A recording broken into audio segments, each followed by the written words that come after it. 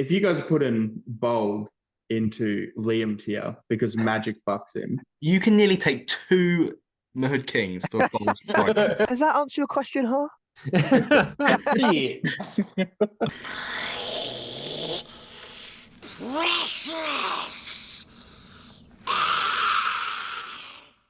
Hello, everyone, and welcome to episode 50 of the Gollum's Gamers podcast, where today we're back with a very special tier list episode to celebrate the milestone of making it halfway to 100 episodes here on the podcast, as we do have a very special guest who is none other than Sean, the Aussie himself from The Last Nights of Noobs and Men and Mountain Goat Gaming. So thank you very much for joining us, Sean. Get on him. Very early for you. It's very late for us. This has been a long time coming, isn't it? We've been trying to schedule this for a while now. Oh, mate, it's a hassle, isn't it? But no, thanks for bringing me on. And that looked like a Great Northern, which got me excited. But it's probably a Corona in your It is a Corona. I'm a weak Bev man, I'm afraid. Is a Great Northern.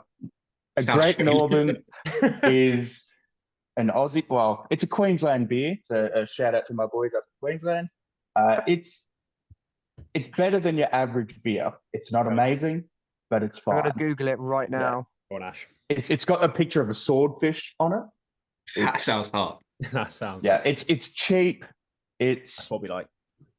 It's fine. It's not 4x gold. That stuff. It actually looks really cool. I'm not gonna lie. Yeah. That looks like a cool beer. Elliot, we'll edit in post a picture of this beer. Get that picture in. The British viewers. I can't remember which one it is, but there's two. I think it's Crispy, which is I think the red label one. Super crisp lager. Oh, it hits. It's very good. Yeah, on a hot day after some hard yakka.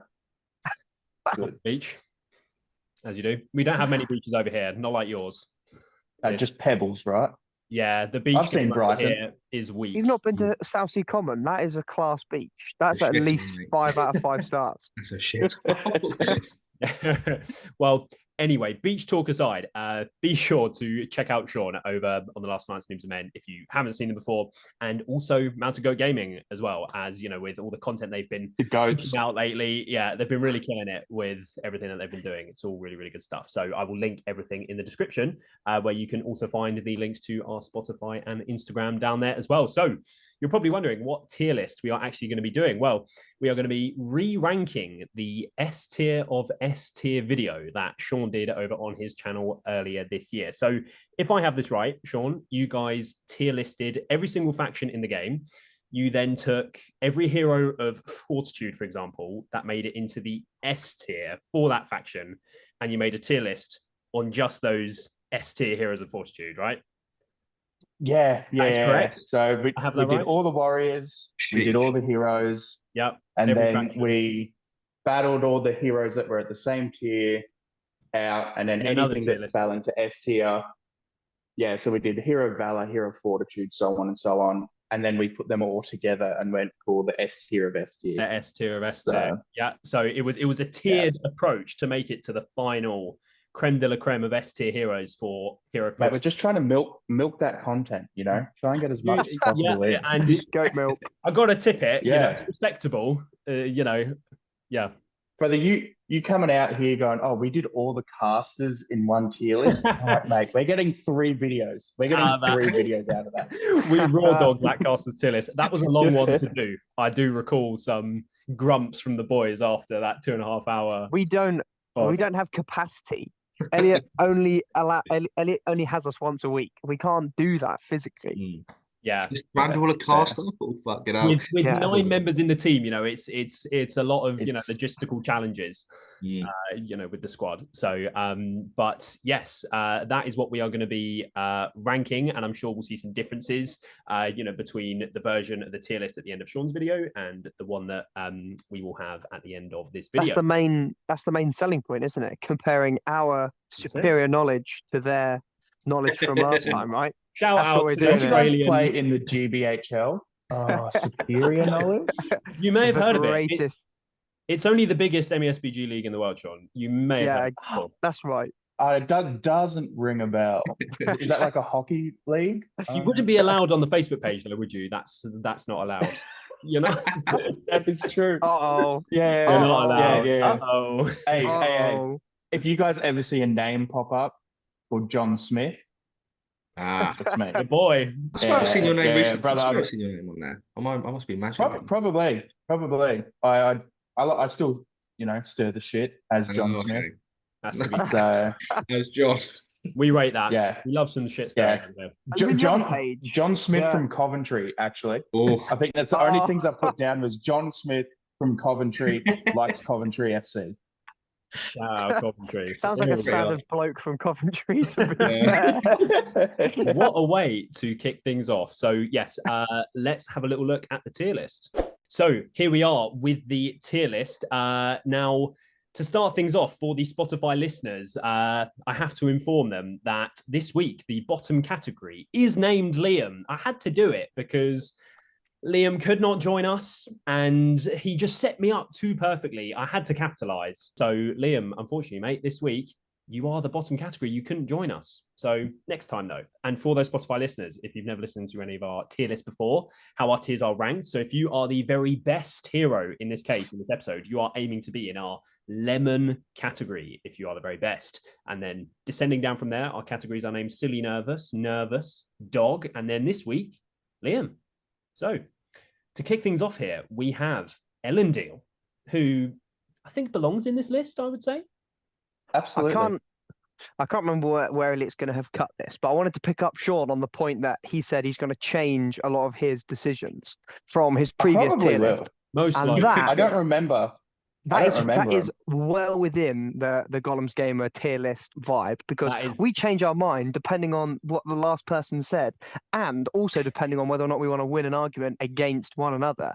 Will completely change the criteria of how you rank a model or hero in the tier list, and that's how we like it. That is mostly more true for you and Sam, though, I would say, compared. Don't put the only ones that are relevant. That's Ash, mate. That is Ash. Is that ginger on ginger violence that I'm hearing? Yes. That's hardcore. Whoa. That's a man who watches this podcast. Yeah. That's so Elendil, what do we think, boys? Brother's a lemon. Brother, just put him up there. Brother's a lemon. Brother's a lemon. So I think what we're basing on this off, are they the best hero in the game? Are they pretty good? Surely. Are they good? Are they bad? Are they Liam? Out of all of the best heroes in the game, which we will just allow that they've got that right. We'll go off of this. And I think Elendil is silly nervous. Is silly nervous. He is very, very good. Very good. A couple of things worth mentioning is that obviously at the end, once we have everything ranked, we can shuffle things around. And then also we will be looking at Sean's video at the end to see where his things are. So that's what I'm most excited for. At the end. Because I haven't actually seen their tier list. So and we want to. I think I'd like to hear a vigorous defense. The last line to Noobs and Men. I haven't seen this one tier list, guys. I've watched every other video. These guys don't do any preparation. I'm the only one around here who does any sort of legwork. Yeah, we fucking turn up. They turn up. Sean, when you were talking earlier about how you shot a video because you didn't like the format, there's no way we would do that. I would be kicked from the team if I suggested something like that. I would be removed. Hey, that's only something we do over at Man to Go Gaming. We don't do that at Noobs. Noobs is pure. We don't even read FAQs or rules. We just go, let's tier list this and see what happens. Man to Go Gaming is the more official. Yeah, gotcha. That's where the premium quality is. But it seems I've completely derailed this. So we have 2 votes for silly nervous, and to be honest, I was going to go with Sean to begin things here, and we are only 4. So I've got a coin. We'll do a coin flip. What then? Elendil's heads. Heads. I flipped it. Lemon. Oh look, it's heads. It's heads. Whoa! Whoa! Oh, no. Whoa! It's a double. Okay. I guess it's a case of why. For 30 marks, justify why. Your answer, yeah. Look, let's try and justify him a little bit. Hey, he's the one hero that I will actively say needs a horse. I hate it lore-wise. Giving him a horse makes no sense. But in the game, I've single-handedly, one, watched this guy, but two, played him, and just one off of his back. In the sense of you run in there, pro combat, and you come out, you just back and forth, back and forth, back and forth. Yep. And he shrugs off magic. He's tanky at that D8 that if he does fail that heroic combat, he's not like, and he gets trapped around, he's not going to just immediately die. And you've still got your troops coming in at fight 4, strength 4, coming in and like backing them up, supporting. So yeah, he's quite tanky. He's very killy. He's just, in my opinion, all round mastercrafted, 2-hand, like. Why don't we? It's just the whole package, in my opinion. Me, you know? Why don't we chuck the ball back in their court, Sean? And let's and ask what else? No, don't, because I don't have a good reason. See, what else could you possibly want from a hero? An offensive hero. What more could you ask for? He has a shield even for when he's on foot, or does he not have a shield? Am I tripping? He does have a shield. He does. You can play the shield. That's how he gets the D8. Even if he loses the horse and he's on foot, he can shield at D8, fight 7. Yeah. It's the little things. He's only 1 fate, sure, but the problem is, that I have with Elendil, is what you get around him. And that is due to that fat tax of 200 points. And if he does lose his horse to shooting, he is still strength 5 with 3 attacks at +1 to wound. So he would still kill on foot, you'd hope. But it's less reliable to charge 2 and hopefully kill them, because you kind of need like maybe the 4-ups if you're doing that. The D4 horse is really quite stinky. It's not great, but you're not losing it to magic. You're quite. But again, that's the problem. Although 4/5 spirit and 2/3 dice is very good, as we know, very good. We've had this argument before. It's not unmagicable. Like you can whiff. God, if only Vince was here. And see, this is something that I think everyone's got to consider. Is there is nothing known as the perfect hero, the perfect model. Everything's got a weakness. Everything's there's one, is there? Yeah, it's called Gillian, Lord of Dale. 5'10", we will come on to very shortly. We will get that. Yeah, no, and that's ultimately the thing with him is he still has, well, not weaknesses as such, but you can still stop him. It wouldn't be a game if you didn't have the ability to stop him. Yeah. So, but when he's on a roll, he is one of the most unstoppable heroes. Looking through this list, apart from the one, he is the most unstoppable hero. There we go. So surely he's in lemon. I have been persuaded that he is lemon, because I know, Sam, you said the models around him. Yes, the Númenóreans are not the best, but when you do pair him into a Last Alliance army, when you're going up 750, 800 points, it is very, very tough. You kind of get everything that you want. You know, Círdan, Elendil, Captain or Aerostor. You've got your Blinding Light. You've got some Rivendell Knights for Cav. You've got the Strength 4, the Fight 5. Don't forget Gildor, Ash. We see him regularly at the HL 100 events. Mega Chad. You can't leave that Gildor? Gold. I will also say, I think in terms of what he's got around him, their job isn't to kill stuff. Their job's just to support him, make sure he's not getting trapped, to just hold up certain areas. So they're not. Oh, but that line he's there to do the killing. That Last Alliance line can totally kill. Like that can. Absolutely, it can. It's got the ability to. Can chop. But even if you go pure Númenor. Yeah, then in that sort of list, you're looking to just. They've still got the ability to kill. But you are. semi-reliant on your heroes to do that killing. In that case, yeah. I would say I agree with Sam in the fact that if you don't ally, Pure Numenor isn't the best. So when you take him outside of that and do have that Last Alliance army, then yeah, he is very good. I kind of feel like we just have never ranked the very first model in Lemon. So I was kind of sure we have. No, I think it's more the sense of, because if it's a case of just the hero, like what is this hero? How good is it? I would agree it's a Lemon. It's using it in its best possible use case. But I think I don't think that's fair to say then, because surely everyone would be in Lemon, right? True. No, but then when you compare another hero's best use case to Elendil's the way that it isn't going to be the way that we were looking at all of this, and sorry to interrupt that, was once you got into like this level, it was these heroes comparing them to each other. That was then he's in Lemon. Very loosely on a one-to-one level.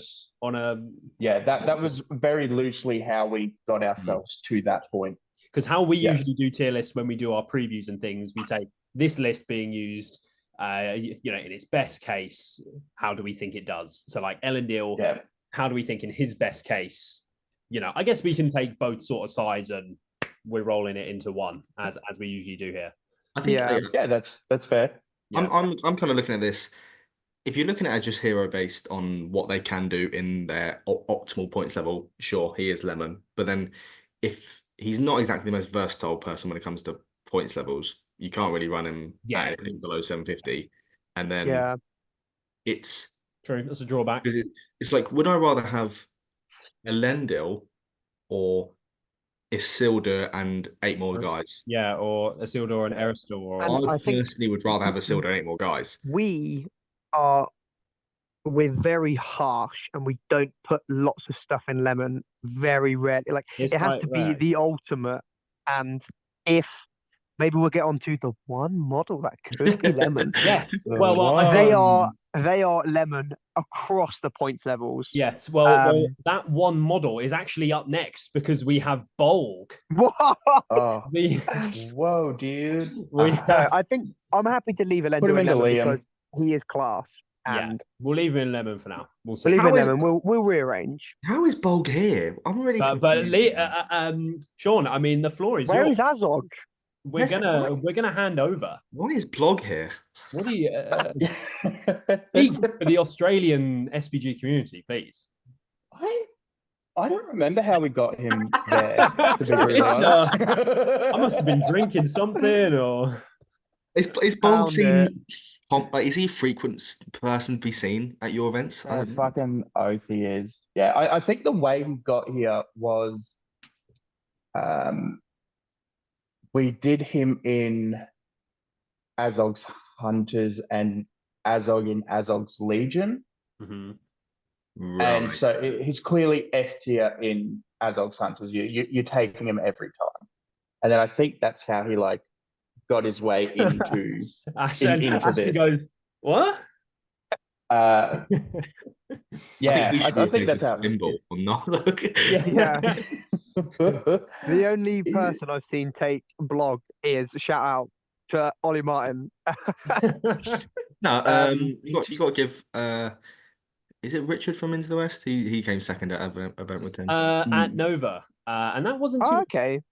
That wasn't too long ago. Model's still shit and isn't Liam, but I got to give him props for doing Cameron second. Yeah. Thinking of, I just love the Tokyo drift that you can do with him. It is very just, yeah. His stretch Tokyo drift him, and then you. Brother, I've watched this dude just Tokyo drift in and just wipe out an entire fucking warband in 2 turns. Let's be fair. If you're not playing Magic, Blog is fantastic. Crazy good. You know? When you look Why is he fight 7? Why is King Elisar fight 6? That's why they're sort of, redistributing, I guess, fight values and things in the edition. But I mean, when you look at the stat line, it is crazy, crazy good. It's just the thing over here in our sort of scene, which really brings him down, is like we discussed on the video on your channel, Sean, which everyone should go check out if you haven't seen it, where we discussed linked in the description below. Linked in the description. Check out our Instagram. The key differences between the UK and Australian scenes and metas and stuff is that when you go to GBHL 100s over here, the most competitive tournaments that we have, you have the chance of running into anywhere from 10 to 15 Witch Kings on any given event. So if you're taking Bolg to that event, that's probably not going to be, yes. And part of that may be Ashley Walker's fault here, just to, not cast any blame. Yeah, Bolg doesn't really do very well into those kinds of situations, unfortunately. Yeah, and that's something in Queensland, especially previously. And when we filmed this tier list, Queensland's really big on, you go to a tournament and there's 30 different players and you'll see 23 different armies. Very rarely will you verse the same army. It's usually a complaint when someone finishes a tournament and goes, "Oh, I had to verse Rohan twice." Yeah. Because and people get frustrated by that. A tournament coming up, we just did a tier list. We just did an army review for it on Mount to Go Gaming. It's not out yet, but preemptively go check it out. There's 6 Angmars showing up, so there's a lot more magic starting to show up in Queensland. And if this trend carries on, Bolg shoots down immediately. He has to, right? And, yeah. And obviously, I'm sure if you're not seeing too much magic and you're seeing Bolg running around, absolutely rinsing people, then Bolg's going to seem pretty fucking good because there's nothing that can really stop him. But when you got Witch Kings, it's tough. Yeah, absolutely. Like if you're going to run into 10, 15 Witch Kings, you're not running Bolg.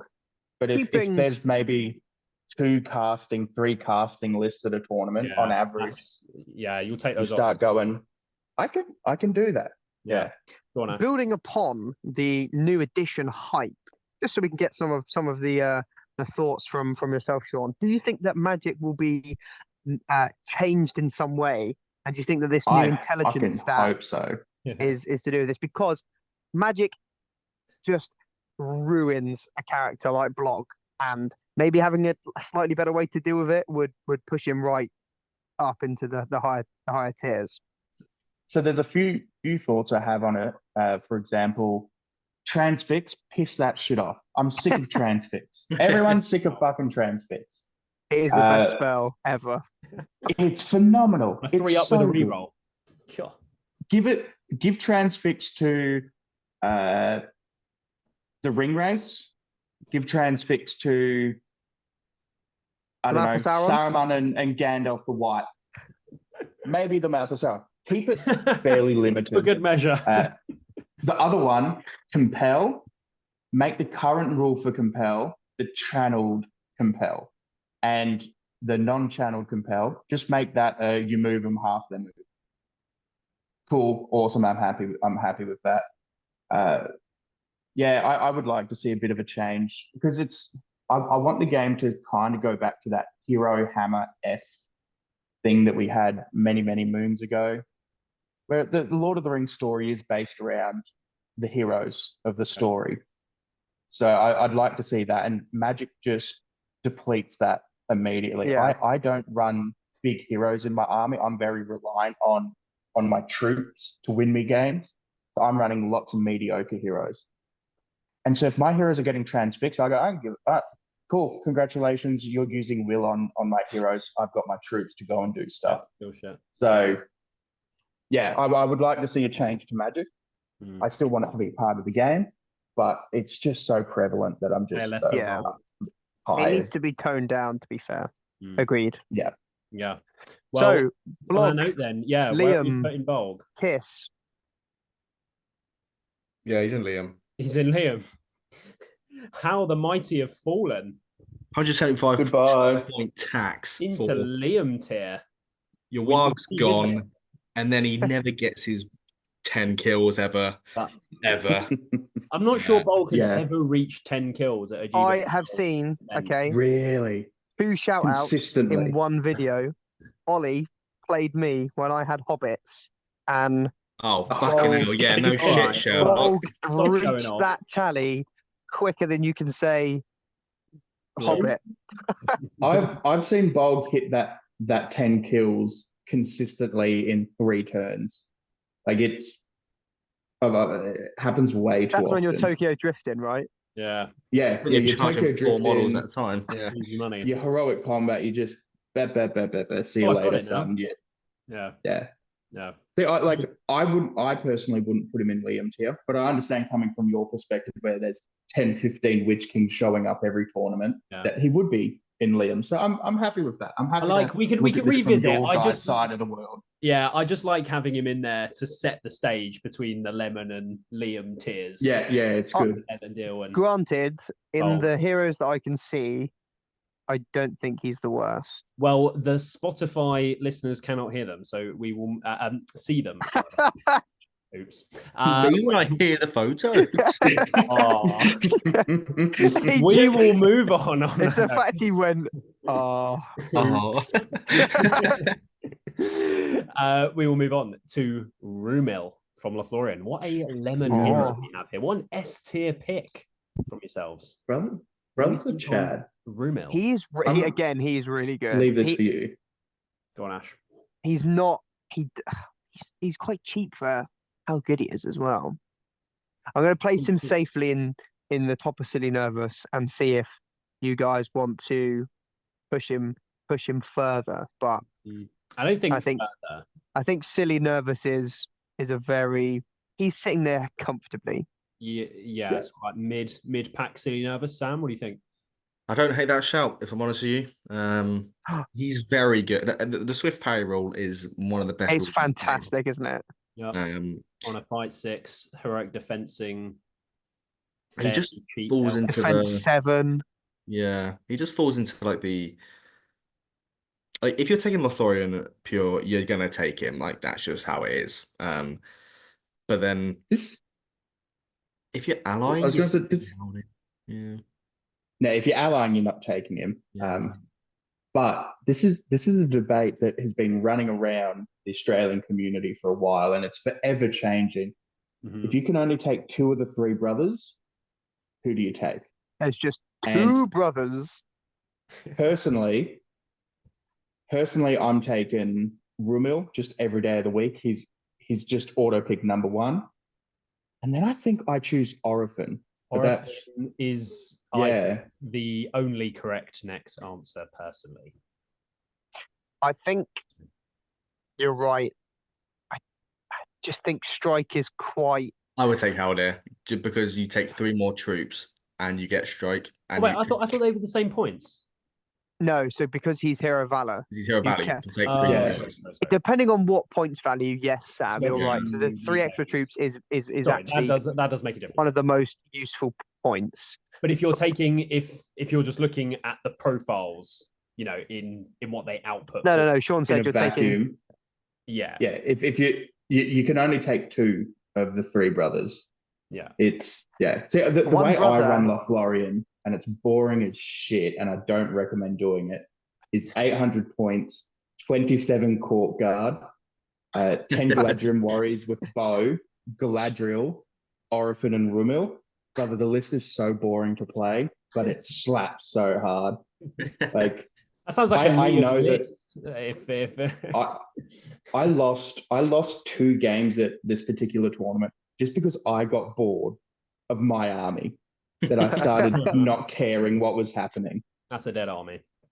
Yeah. It's why it sits in my box and it hasn't been touched since. But if I was to put my mind to it, that army is so good.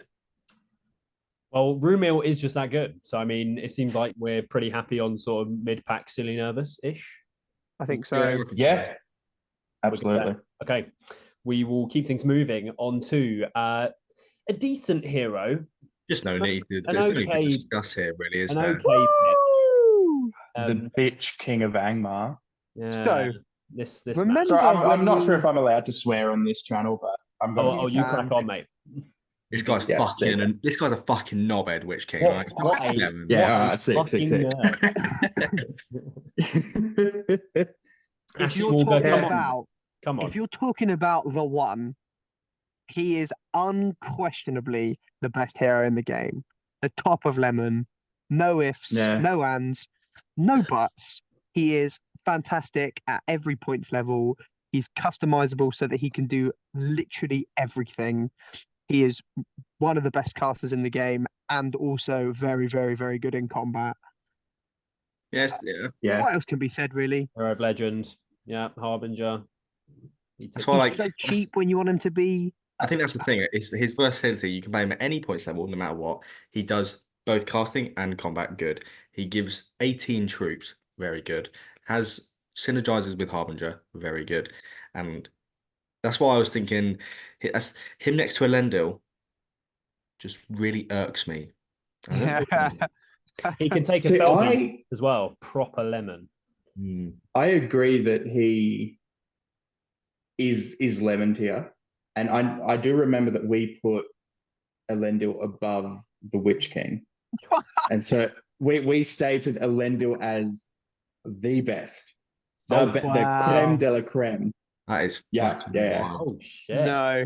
But I think that will start to change a bit, especially in Queensland. We're looking at what's happening at this upcoming tournament. Unless the new edition changes stuff. Yeah. I would still agree that Elendil is better than the Witch King. But Ash is ready to throw hands right now, Sean. I think it's just silly, isn't it? It's just silly. It's not even worth. It's not even worth your breath, Ash. Is it? Yeah, it's not. I'm not even cross. I just know it's. I know it's rage bait. I know it's rage bait. So I'm not getting. I do. From memory, we put Boromir captain of the White Tower above the Witch King as well. But I will state that I would completely change that, and I would Witch King. I would interchange between Elendil, Elendil and Witch King interchange from first and second. I can happily do that. Okay. Excellent. Yeah. Well, we will be comparing the two at the end. But yes, anyone who has been watching any of our content over the last year and a half or so will know that we think very highly of the Witch King round here, and he is proper lemon.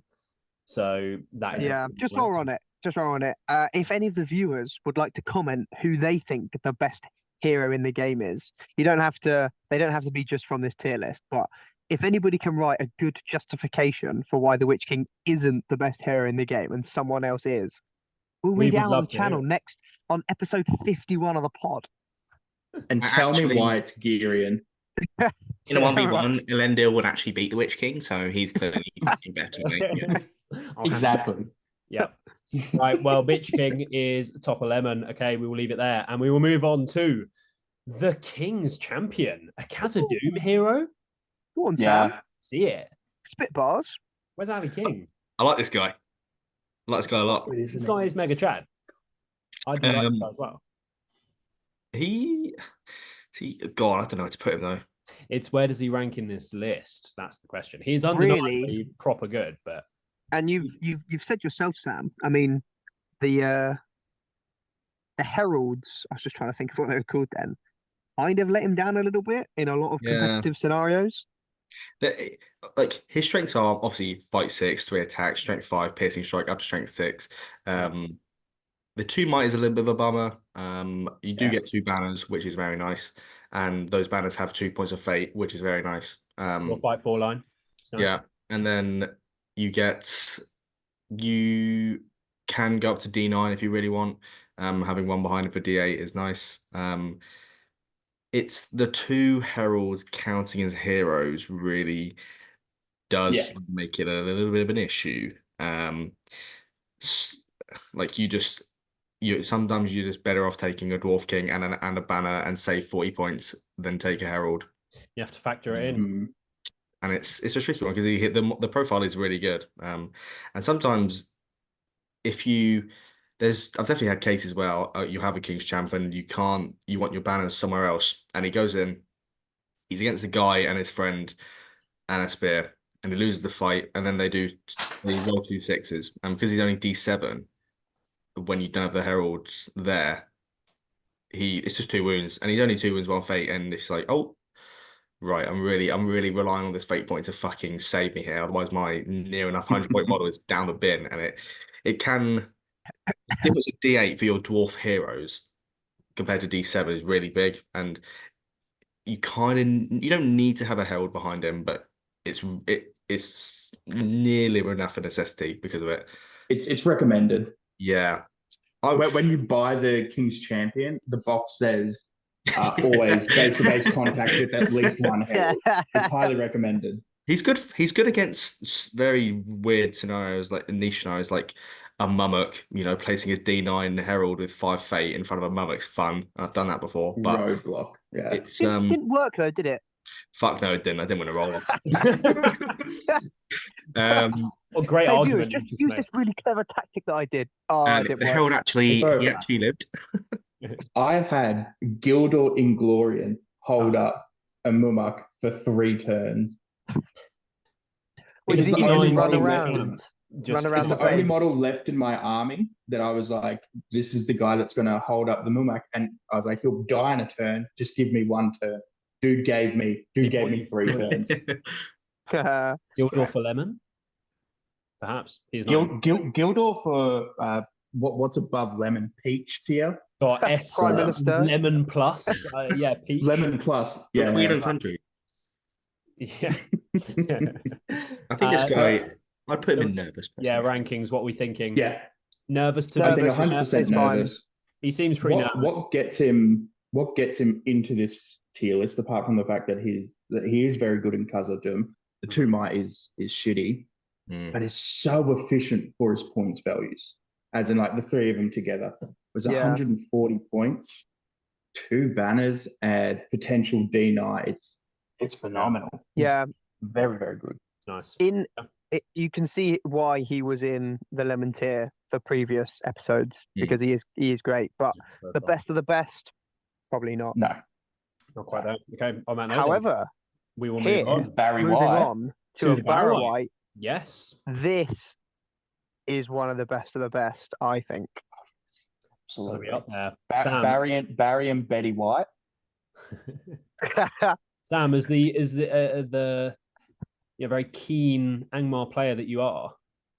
I am, and he does do some amazing 1-6s on Paradise with people.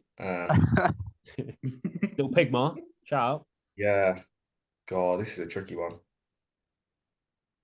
He's minimum silly nervous. He's minimum silly nervous. Yeah, at least. I know some people dislike Barrow-wights a lot because of their inconsistency sometimes. Like when you're in a game. For 50 points, Hero Fortitude. Yeah. When you're in a game. Bonus.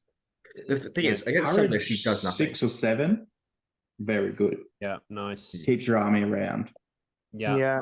He's got to be top of silly nervous at the min. Against some lists, he literally does nothing because, again, you don't need your heroes. It's like, okay, I've been paralyzed. Sure. Nice. I don't care. You pay 50 points for the opportunity for when you play the lists that do have the targets, which most lists do have at least like some combat threat you want to shut down. Some more than others, but the difference between, as we were talking about earlier, transfix is you can let a transfix go off and kind of mitigate it. You can't really let a paralyze go off. You have to spend the might to resist it, or sacrifice 6 models around to then try and roll 6 dice to revive him. It's just the best spell in the game.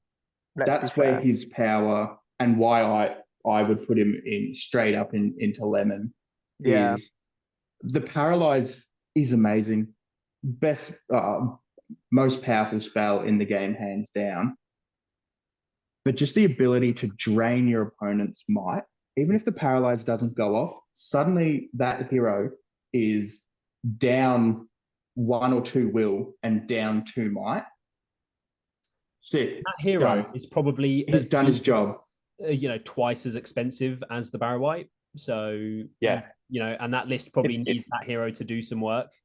Yeah, and he gives you that little terror bubble as well. Yeah, I think that's the main thing. I think it's the cheapest spirit hero you can take an Angmar that gives you your army bonus, and I think even just the army bonus, you'll probably make back your points just by using that rule alone with the Barrow-wight. So I am paralyze is just extra. I'm totally not against him up in Lemon, for the record. I'll argue for him to go in lemon. Absolutely. Sam and Ash, what do you think? Either or, bottom of lemon or Yeah. stop silly knowers. I'm not really mad at. I think Below it's Elendil, I think he should be in lemon. Yeah, personally. Yeah. You disgusting. He is disgusting. If you're an Angmar player, you're never going to feel bad taking one, and you never really want to see one on the other side of the table. No, that's true. Did you guys ever hear about what I call my Wagmar list? That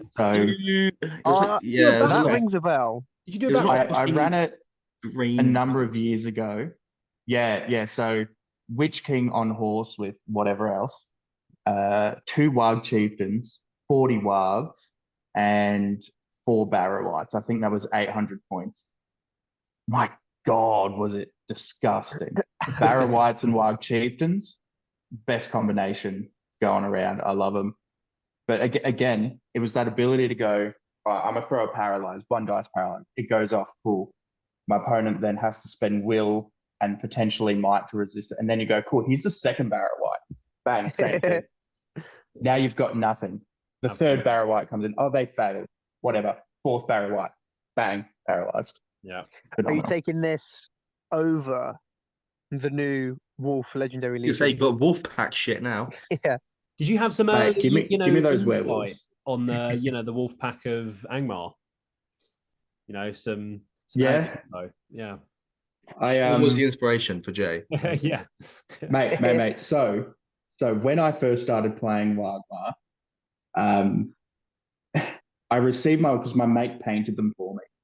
Received them the day of the tournament, put them on the table. After game 1, I went, God, I wish my Wargs were Fight 4. I then went and found Jay Clare's Facebook Messenger, and I sent him a message and I said, hey, bro, make my Wargs Fight 4. Also, whilst you're at it, give me a Dale Legendary Legion. 2 years later, what do we have? A Dale Legendary Legion and Fight 4 Wargs. He replied with a fist bump emoji, and then that was it. So, it was a done deal. Yeah, here we are. So it looks like the Barrow-wight will end up in lemon to start things off, which we all seem pretty in agreement on. Okay, we will move on to Radagast. Raddy Daddy. The rogue one again. Raddy. So rogue. Sean, dude. What do you think on this one? Oh God, I love Radagast. I think he is. If I'm given the opportunity to take a wizard, Radagast is up there in contention of taking him. He just, for a lot of lists that you ally him into, and he's got ways to ally him into different lists, he's a band-aid. He fixes so many problems. He fixes the problems that Eagles run into. The filthiest list that you can run him in is Khazad-dûm. Your D9, D8 heroes, whatever, they're never dying. Terror-causing dwarves, Nature's Wrath to make those Khazad-dûm dwarves actually kill. I think he just fits so well into so many good lists. And a lot of people have said, oh, he's 150 points. I don't know how to slot him into lists. Just fucking put him in.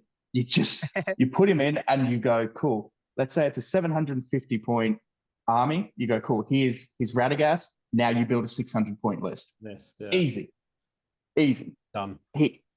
He'll always get his points back in some way. All I know is that I'm pretty sure last year Dave Farmer was winning GBHL 100s left, right, and center, and then he pulled out Radagast and he instantly went like 2 and 4. He was. Farmer's gonna want to say something. Shout out any heroics. He's gonna want to. He wishes he could be on this pod and chat shit about you now, because he wants to come back. He is raging in the comments right now. Did it go 2 and 4, or I got that wrong? Yeah, no, you're right. No, it was 3. I think it was 3 and 3. Is it 3 and 3? Surely it was respectful. It was let's say it was a less than happy performance with Radagast. Less than ideal. Less than ideal, yeah, that works better. My instincts are that yes, he is a man of wildlife. He needs to be with his dog. Yeah. And he just isn't. He just doesn't cut the mustard. He is very unique in the sense of that him on horse is the best way to run him. And 160 points it's still a lot, but like for a wizard, yeah, that gives you dismay isn't actually horrendous. And having say Panic Steed and Renew, like they're interesting spells that can, they are useful. And you can, as Sean said, allies like Minas Tirith is one that I've seen allied, Dave has done, and loves it. Yeah, I mean, you can get a decent model count. You can get 38, 40 models with him and make Minas Tirith with Boromir and stuff. Like that he fills a unique lane in the caster, sort of like, they could have just made him like Saruman or Gandalf with Sorcerer's Blast and all this sort of thing, but like they've really hinged on how he is in the films and things. They leaned into theme with him, didn't they? Yeah, which I don't mind him. He's just very niche. He's the perfect, in my opinion, he's the perfect support piece. He offers so much. He, as mentioned before, gives your army terror. He can buff up their killing ability by using Nature's Wrath. A mounted army comes toward you, Panic Steed. He's just got so many different little tricks that aren't necessarily going to win you games, but they're going to put you on that trajectory to win a game. You've still got to put work in to make him work. And that's what I really like, is I like a model that doesn't just auto win me stuff. Witch King. Yeah. What? Yeah. Guys, he requires skill, okay? He requires skill to play. He doesn't get a reroll. I mean, Sean, I'm with you. All the points you're saying, Radagast is a really cool model. He's very unique. I feel a butt coming on. Unfortunately, he just isn't competitively above a dog model in the context. The best models in the game. A model that I'm surprised isn't here, which I think actually does Radagast role in a lot of the lists he allies with anyway better. Is Círdan, in the sense of lists can usually take a Glorfindel and a Círdan, and then you get troops along with it. Now, I actually went back because I saw Círdan wasn't in this list or in their list, and I went back and I thought, where did Círdan fall off the map here? Where did he get it? And he was in the S tier Hero of Fortitude video. He was in, but I'm pretty sure you put him in like the bottom category because he wasn't actually a Hero of Fortitude. Something like that, I believe. Potentially that, yeah. He got chinned off for Ingold. So lost his way. He was a legacy pick, so which is why he was in there, but then he couldn't make it further because he isn't actually a Hero of Fortitude, but he would belong in this list. Did we do Fortitude with minor heroes? Oh, you could have done that, maybe. I think we did. There was one of them that we did where maybe where the independent and minor heroes were also with. I think it was independent, minor, and Fortitude heroes that came in. Yeah. Okay. Bro, that is so long ago. I barely remember what I had for breakfast. So much knowledge in there. Yeah. Oh, too much. Big brains. This isn't hair. This is my brain spilling out. It's it can't contain you. So where are we putting Raddy? Me and Sam are thinking he's a dog kind of character. That should say hedgehog, and he should live with his hedgehog. Oh, that's kind of cute. Sebastian tier. Yeah. I would happily meet in the middle and go nervous. I want to put him silly nervous, but I could very happily have him just chilling in nervous. I am going to be the honourable host that I am of the Gollum's Gamers podcast, and I am going to put him in Liam tier. Let's Sean yeah. Oh, goodness me. And I'm going to be boring. The list is fucked. The list is ruined it. Oh, Elliot ruining all of credibility. He has the power. We can revisit, but Elliot, you can do whatever you want, my guy. You've got the power. Everyone has just clicked off the video, guys. Hope you're happy. I'm being the gracious host. And I'm here to sabotage Gollum Gamers. I'm giving him some limelight for now. So we will leave him there next to the King's Champion for now. We will move on to another pick. in the Mahud King. Oh, do you know what? This profile is very, very good. And It's phenomenal. why are you laughing?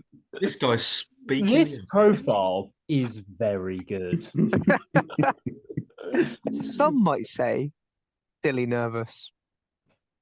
You put it out there. I'm putting it out there. I like it. Bold. It's not something we see too much of. I think it's just because it's an expensive army to get. Yeah. But I think if we just went and spoke to our league coordinator, aka Supreme Leader, Dewey Evans, I think he'd agree. And I think he's won events with said model. He has podiumed events for sure. Yeah. You can ally them in as well to things like Serpent Hawk. It's nice. Yeah, I would say above Rumil personally. Above. Yeah. The Fearless. I think so. Fearless. Now my question is here. If you guys put in Bolg into Liam tier because Magic bucks him, you can nearly take 2 Mahud Kings for Bolg. And take 2, can't you? How many points is a Mahud King? They're like 95 fully kitted out. If you remove a blowpipe, they're near enough 2 Bolgs. Or 1 Bolg, sorry. 2 Mahud Kings. Yeah, two Mahud Kings for a Bolg. And that... Does that answer your question, huh? Yeah. Fuck, I thought I got the boys. Look, I love a Mahud King. They're bloody phenomenal.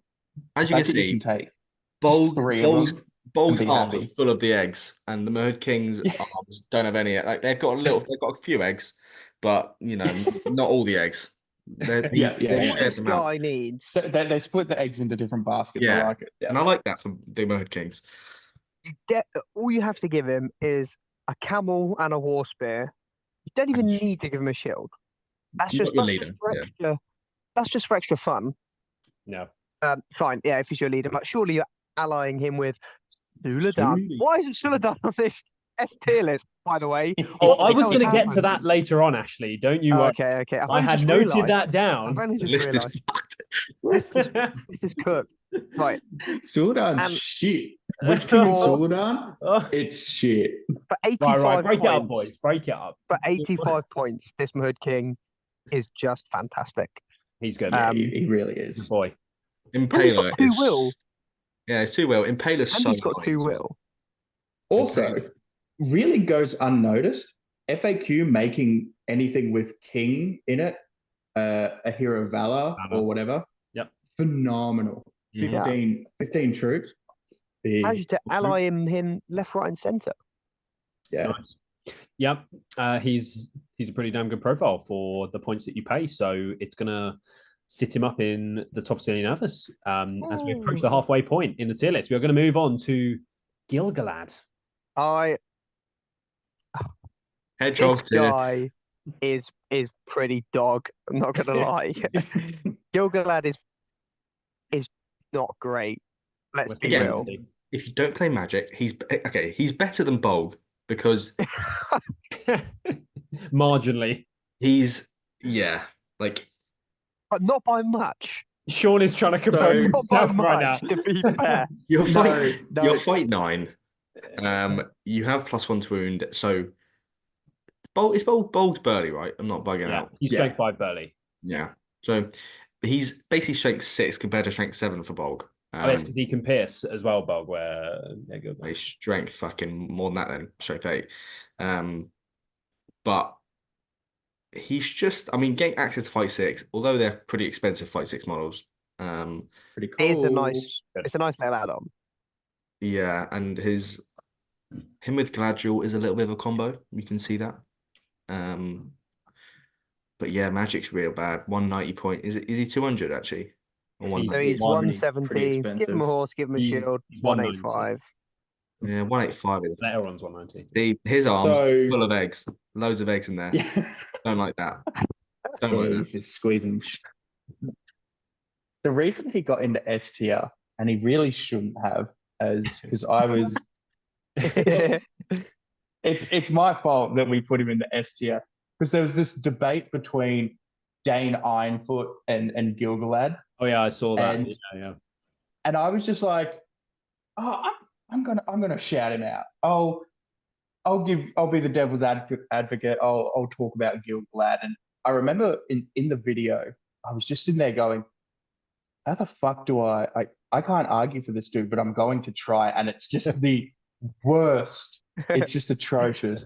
I think we ended up putting it out to the community being like, ooh, who's going to get in? Do they both get into S tier and I think it ultimately worked out that they both got into the S tier, but brother, chuck him into dog tier. Just DAWG, get him in there. The dogs are barking. Get your toes out for the boys. We'll do it just to spite the Any Heroics supreme leader. Stephen Denby is like. Denby would agree. Denby knows that model is shit, and yeah, he does. Yeah. Well, see, that's the thing, and yeah, I love this game because there's models that are objectively just like kind of trash, but if you love them, you're going to be able to do work with them. Oh yeah. I love Gildor. It's not that amazing. You don't say. He's not that amazing. But like, he's not that amazing, confirmed. My brother in Christ, like, I love that dude, and I put work in with him. And I think that's something that's cool about this game is if you like something, you're going to do better with it. If you give me Witch King Suladan, I will lose every game because I don't like the list. I'm a prime example of that. I took the Dragon Emperor combination to an insane amount of events last year and didn't do that well with it because it was pretty boring. Yeah, exactly. Like, put models that you like. Rule of cool. Put something cool on the top that you think is cool, and you're always going to do better. And you're so right. A net list, a meta list. Yeah. Because you remember the moments where your less than adequate hero does something really good. And those are the moments you remember. Yeah. For example, I remember vividly when my Baldo Tuppeny rolled an instant 6 and I chose to immediately kill a Mahud King's camel. And that stopped that Mahud King from probably killing about 35 hobbits on one charge. And that's the only time I can remember Baldo doing something so epic. Amazing. I've seen a Baldo Tuppeny wound a Sauron on an auto 6. That was pretty cool. But my oh Jesus Christ. Oh, that's right. My Gildor story. Love this dude. It shows how shit he is, but also just how amazing he is. And he turns up for you. Come on. I was versing the Bears in Heirlooms. I'm pretty sure it was Heirlooms or Caesar Prize, one of those ones. I needed to break or quarter so the game would end because I did not have one more turn in me. One more turn and that's game over. The Bears reach me, they get the prize. Every single hero and every single warrior that I had left passed with flying colours. And I was relying on Gildor to fail. Brother comes in with snake eyes and just goes, have the game. Ooh, dear. Peace. We out. We done. We done. And then, again, the moments that you remember. Yeah. Love to see it. Okay, now we will move on to... Hang on. This is a part that I really don't like. Comment below. What's your most memorable moment with a shit hero? With Gildor. Please. Gildor, let's go. Let us know. So we will move on to a collection of heroes that I put next to each other here for the Spotify listeners. We have 3 heroes from Erebor Reclaimed, 3 dwarves. We have Biffa, very common to be seen at the top end of GBHL 100 tables. We have Gloin, also a very stacked profile, I would say, for the Erebor Reclaimedness for the points that you pay. Very nice profile. We have Dwarlin as well. Chiefier, beefier boy. But Sean, how have these 3 all made it on this? It's fucking Liam. I don't blame him because he's not itchy to. I really like Biffa. Biffa's great.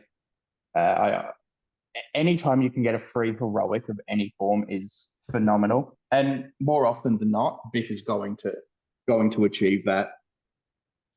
Gloin and Dwalin, they're fine. They're just like them minces. You throw them into your kitchen sink and just let them do their shit. That's it. Like Gloin especially for how cheap he is. Yeah. I think I rate Gloin over Dwalin solely on that fact. Agreed. If I want to ally in a mincer, it's gonna be Gloin over Dwalin. Yeah, because you get more dwarfs as well, right? Yeah, absolutely.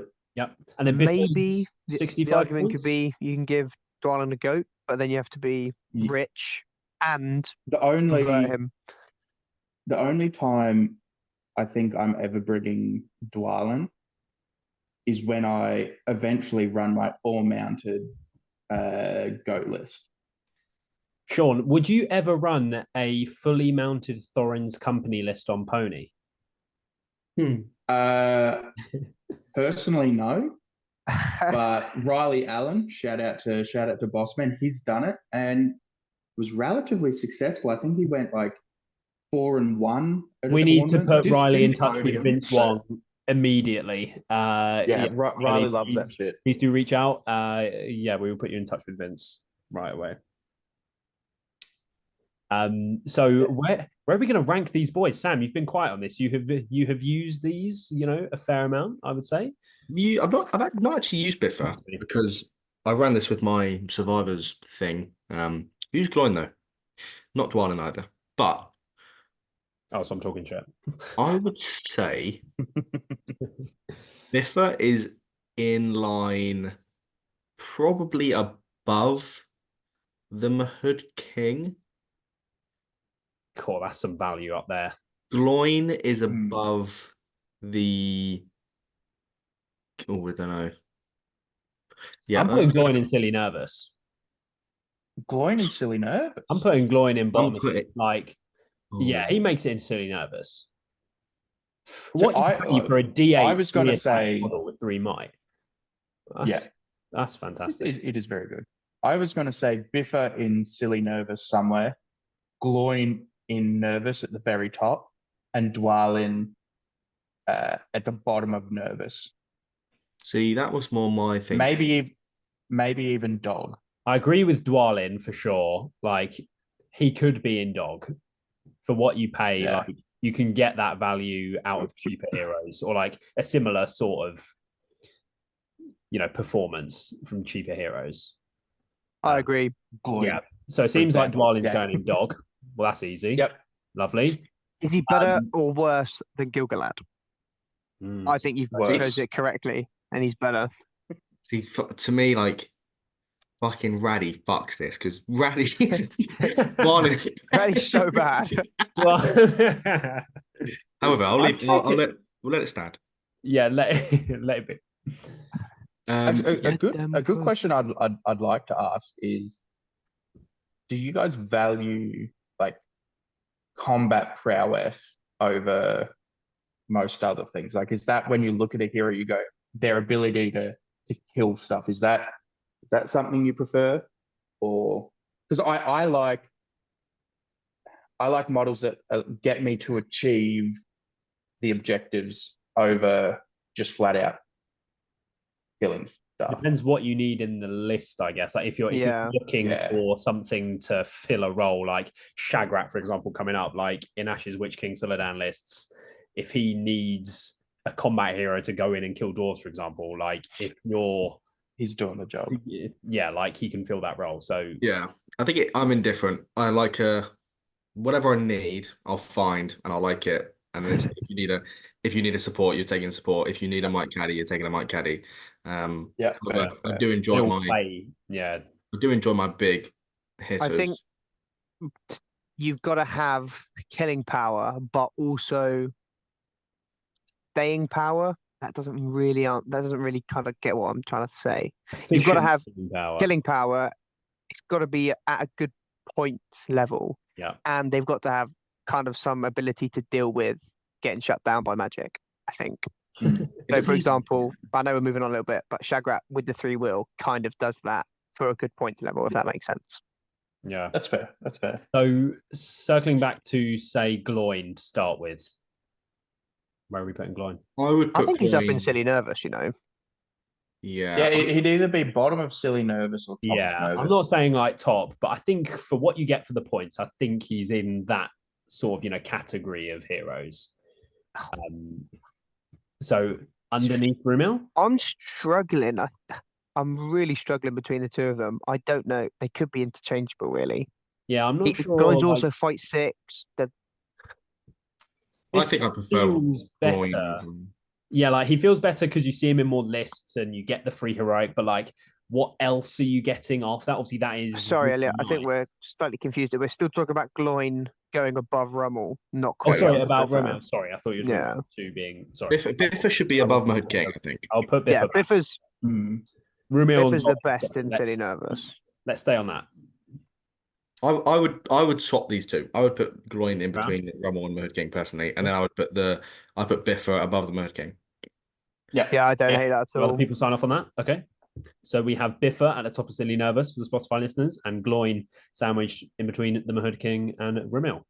Seems like a good spot for him. Okay. 65 points is so good. Yeah, it's great. Okay. Realistically, there's an argument to put him in Lemon, but Biffa. we can touch upon that later. So how many points is he in Champions of Variable? He's 65. He's 65 in Champions. So cheap. Taking 12. It has strike, I think. Pretty sure he does. Yes, he is a Fight 4 striker. It's very cheap. Yeah, is he D8 or is he one of the D7 ones? Is he one of the weaker? I think he's D8. Yeah. So, okay. Sure. So we will leave. Yeah. Go on, Ash. Sorry. I was going to say that being able to call free heroic moves is fantastic. That's what everybody in every game of SPG that they've ever played is always calling heroic moves. To have that ability to heroic move when they don't have might. And doing a heroic move when they don't have might, and also calling heroic moves just for the sake of it because you can, because it's free, just to like make your opponent waste some might points. It's such a good move. If they don't, then you get to move first, which is never going to be a bad thing in most cases. So draining might is my favorite thing. I think draining your opponent's might and finding ways to do that is a really hard task to achieve, and that's. It's great. If you get a free heroic move, your opponent, you've basically won the game. Yeah, because if you get a free heroic move, it is immediately very easy to do that because you just call the move and then you immediately put your opponent is on the back foot. They have to do something. Yeah, and if they're spending might when they don't want to, it's kind of one of the key things in winning a game, right? So it also takes away a little bit of brain power from yourself because you're not there pondering, is it worth the might point? You're thinking a couple of moves ahead.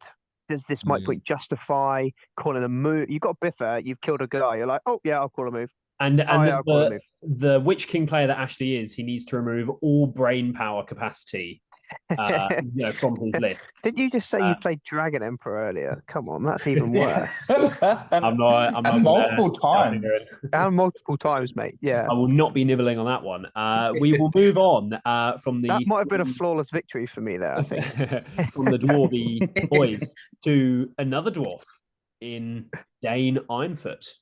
What do we think on this one from the Iron Hills? Oh, the boy on the board. It's hard. I think he's good. I don't think he's amazing. Yeah. I'm just going to flat out say it. Top of nervous is where I would be throwing him. I'm pretty sure we put him into A tier. And admittedly, we've got a lot more tiers than you guys do. Maybe by like 2. But I'm pretty sure we put him A tier. And that might have been... Liam just loves dwarves, so that's why there's a lot of dwarves in here. He's the one with the clicker or the power. I see, right. But look, Dane on Rocket Sausage, it's pretty cool. I like him. Fearless is nice. I think he's better than the King's Champion, right? I mean, especially when you give him the Master of Battle and the Maelstrom ability. Now you're really 100%. Cooking. But does he? I could even put him bottom of silly nervous. It's a tricky one to do because as a hero that goes into a list, I think Dane is better than say Elendil. However, I don't one-on-one. Because he's basically the same. He's the same killing power as Elendil. I'm sure he doesn't have free combat, but then you still have 4+ master battle, which sometimes is more useful than a free combat. You get +1/-1 Maelstrom and Recon, and then you get the Fearless 12 inches and 3 Fate, a better leader. Like I think a more durable mount. Yeah, 2 wounds. More durable mount is a really big thing. A slower one though, but sure you can be magicked easier. Quite a lot easier. Let's be fair. But then sometimes if your dwarfs, you have dwarfs in the day, and you'd hope that D8 fearless line of dwarfs at strength 4, fight 4 are gonna nearly win a lot of line fights. So sometimes you don't need him. Elendil being fight 7 though. Yeah, around Dane is better than around Elendil. That's my thing. Elendil's a very selfish character. Dane isn't. Elendil is very selfish. That's a very good way to put it. So just whenever I go up against Dane, I will put one model into Dane and go, yeah, you're going to kill him. Awesome. Yeah. If you're going to heroic combat, cool. And I like to try and set up these little things to make my opponent heroic combat so it drains his mind. And knowing that, cool, Dane will probably kill like 7 or 8 models. But by the time he uses up all his might, if he doesn't use might, cool, he's killing 1 model. And I'll just keep doing that. Whereas Elendil, you can't just throw 1 model into Elendil and go, cool. Nope. That's fine, because he will go, cool, I'm going to heroic combat. I'm either going to heroic combat into more, or I'm going to heroic combat into safety, and I'm going to come back in next turn. Yeah. And that's where I have Elendil trumping well and truly over Dane. I look at Dane kind of like a troll. I just go, cool, you're going to kill stuff. I've got to give that up. Here. Yeah. He's your stuff to kill. It's going to be on my terms. The free combat is also such a great way to like move your army around as well. Like I played against Adam, shout out Adam, at a recent event. It was earlier on this year, and we were playing Recon, and he was using pits. And obviously with the free combat with Azog, you can just like slingshot wargs like 20 inches essentially, like in a turn. Like, and you can do that with troops around the back of lines. So, just having a free combat, it doesn't only help Elendil, kill and then also move into positions that he wants to be, but it also helps the rest of your list as well. And if you do that in right spots, you're getting traps and, Works perfectly in my play style where I'm a very back foot player. I like to be on the back foot, especially with objective scenarios. I let my opponents control those objectives very early on.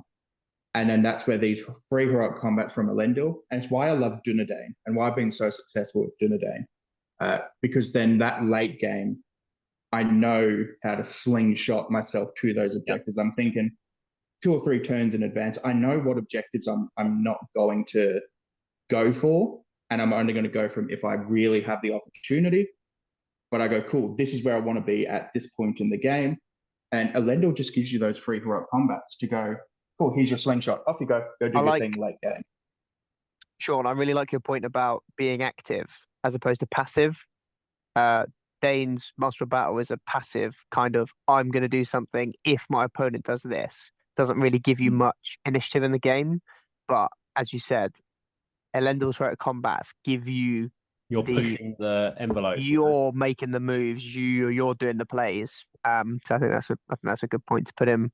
Now, before we move on to our next model here, Sean, I can just hear our audience, the community, right now wondering your take on the new Dunedain Rangers Legion as the I can just hear the screams. So please give us your in a nutshell. Okay, so shout out to Jacob from Conquest Creations. We filmed a bat rep last night using the Dunedain. The list, no way. Arathorn stand. Yeah, nice. Absolutely. Nice. But it was only one of the legions from the new book.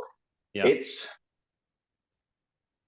fine. You've what played I really, What I really disliked was not having the banner. That sucks. And people will see that from my game in the Conquest Champions League, where I foolishly decided to not use Helberad with Banner on the biggest stadium on MESBG YouTube, and I suffered from it. Just horrendous. So yeah, the Legion is really missing out on that banner effect and the fearless. Like I went up against Witch King on Felbeast. The only rule that you're really ever going to use in that Legion is Arathorn's Taskmaster-esque rule. But what's cool about it is it's every time he uses Might. Right. As opposed to just moves, whatever. The first. If he ups his dice roll, and it's every single turn. So theoretically, you can just pump that out. I love the idea of like last dice of the game. You've got 1 might point left. You roll a 3. You need a 6. So like wound, I don't know, the Witch King or whatever, and you go, got to spend my might 4+.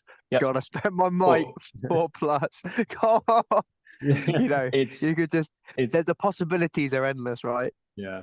Yeah, and for an army that already outmites 99% of the game, you don't really need it, but it's a fun little thing to have. In that game against Jacob, I don't want to spoil too much, but my 4+s weren't that successful. There was one. Yeah. There was one that I desperately needed to go off, and it didn't. So in games where it pops off, it's going to pop off. So I do like the Legion. Will I be running the Legion? That's a good question. Do I value more Rangers or the Banner? And I think it's the Banner. This is great. This is going to be very stupid of me, but when I read through that document of the transcript of the Legendary Legions, I swear it said that in that Legion, the models on foot get +2 attacks, not up to 2 attacks. Yes. There was one document out there that says they get +2 to their fight value. We can't confirm this until the book comes out, because every time I've looked at a book, it's been real janky. And I'm pretty sure the website that put it up is not like an SBG channel. So maybe they misinterpreted that. Because if it's +2 attacks and they go up to 3 attacks each on foot, woo! I'm taking that Legion every day of the week. That is the Legion. I'm glad it wasn't just me. I'm glad that wasn't just me there. Yeah. So, but the way that me and Jacob played it is that they just go to 2 attacks each. Yeah. But yeah, bloody hell, if they go to 3 attacks, I'd fuck the Banner off. Make sure to go and check out Last Lines of Noobs and Men to see a bat rep with them immediately uploaded. Yeah, absolutely. No doubt. Okay. God, I love my Dunedain. They're shit, but God, I love them. The Ranger boys.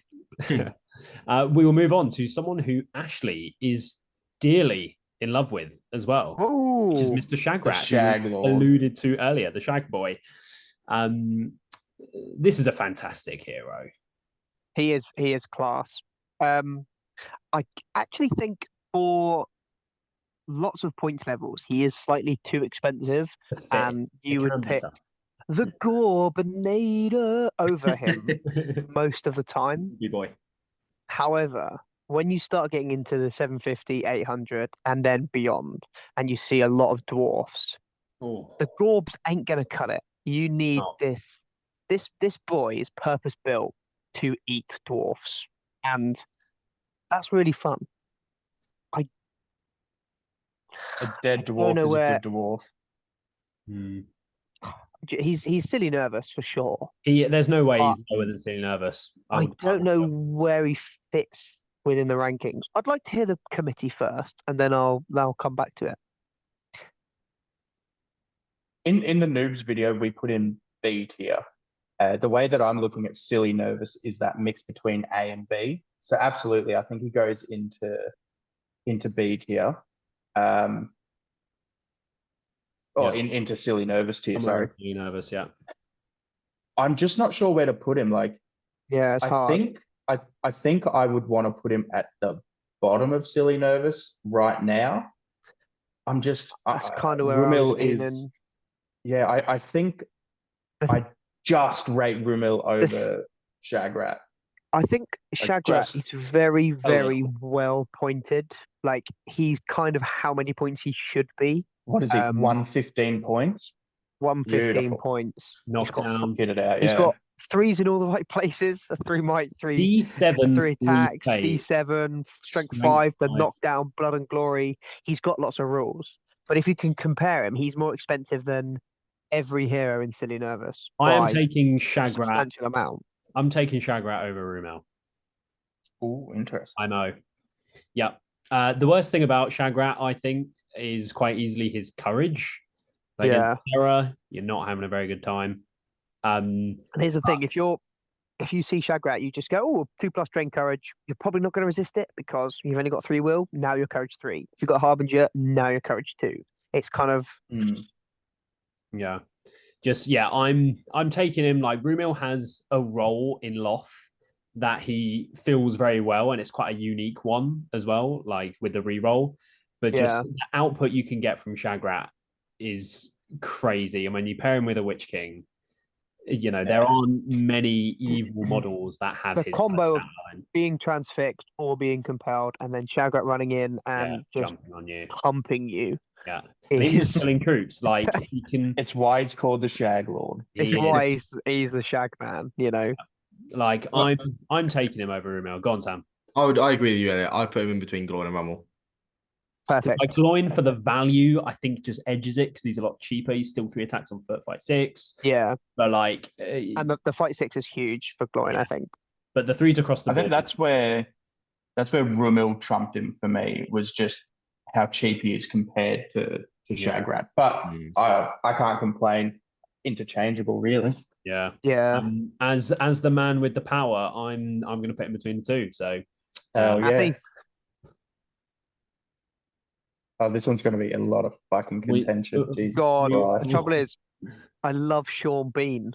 We move on to Sean Bean. I love Sean Bean. That's the trouble. Which is Boromir, Captain of the White Tower. Can I ask a question? Go on, Ashley. Am I thinking of the right thing here, or am I not? Are you the guy? Are you the chaps that think about taking Boz without the banner? No. That's not you guys. No. I'm some other Australians. I'm Boromir on foot with shield and banner. That's me. Okay, that's fine. I like that. And I do want to argue this point that we put him into S tier, and I still agree with him being in S tier. I can understand him being knocked down to the very top of Silly Nervous. Maybe it's because of how I play him compared to the way I see a lot of other people play Boromir.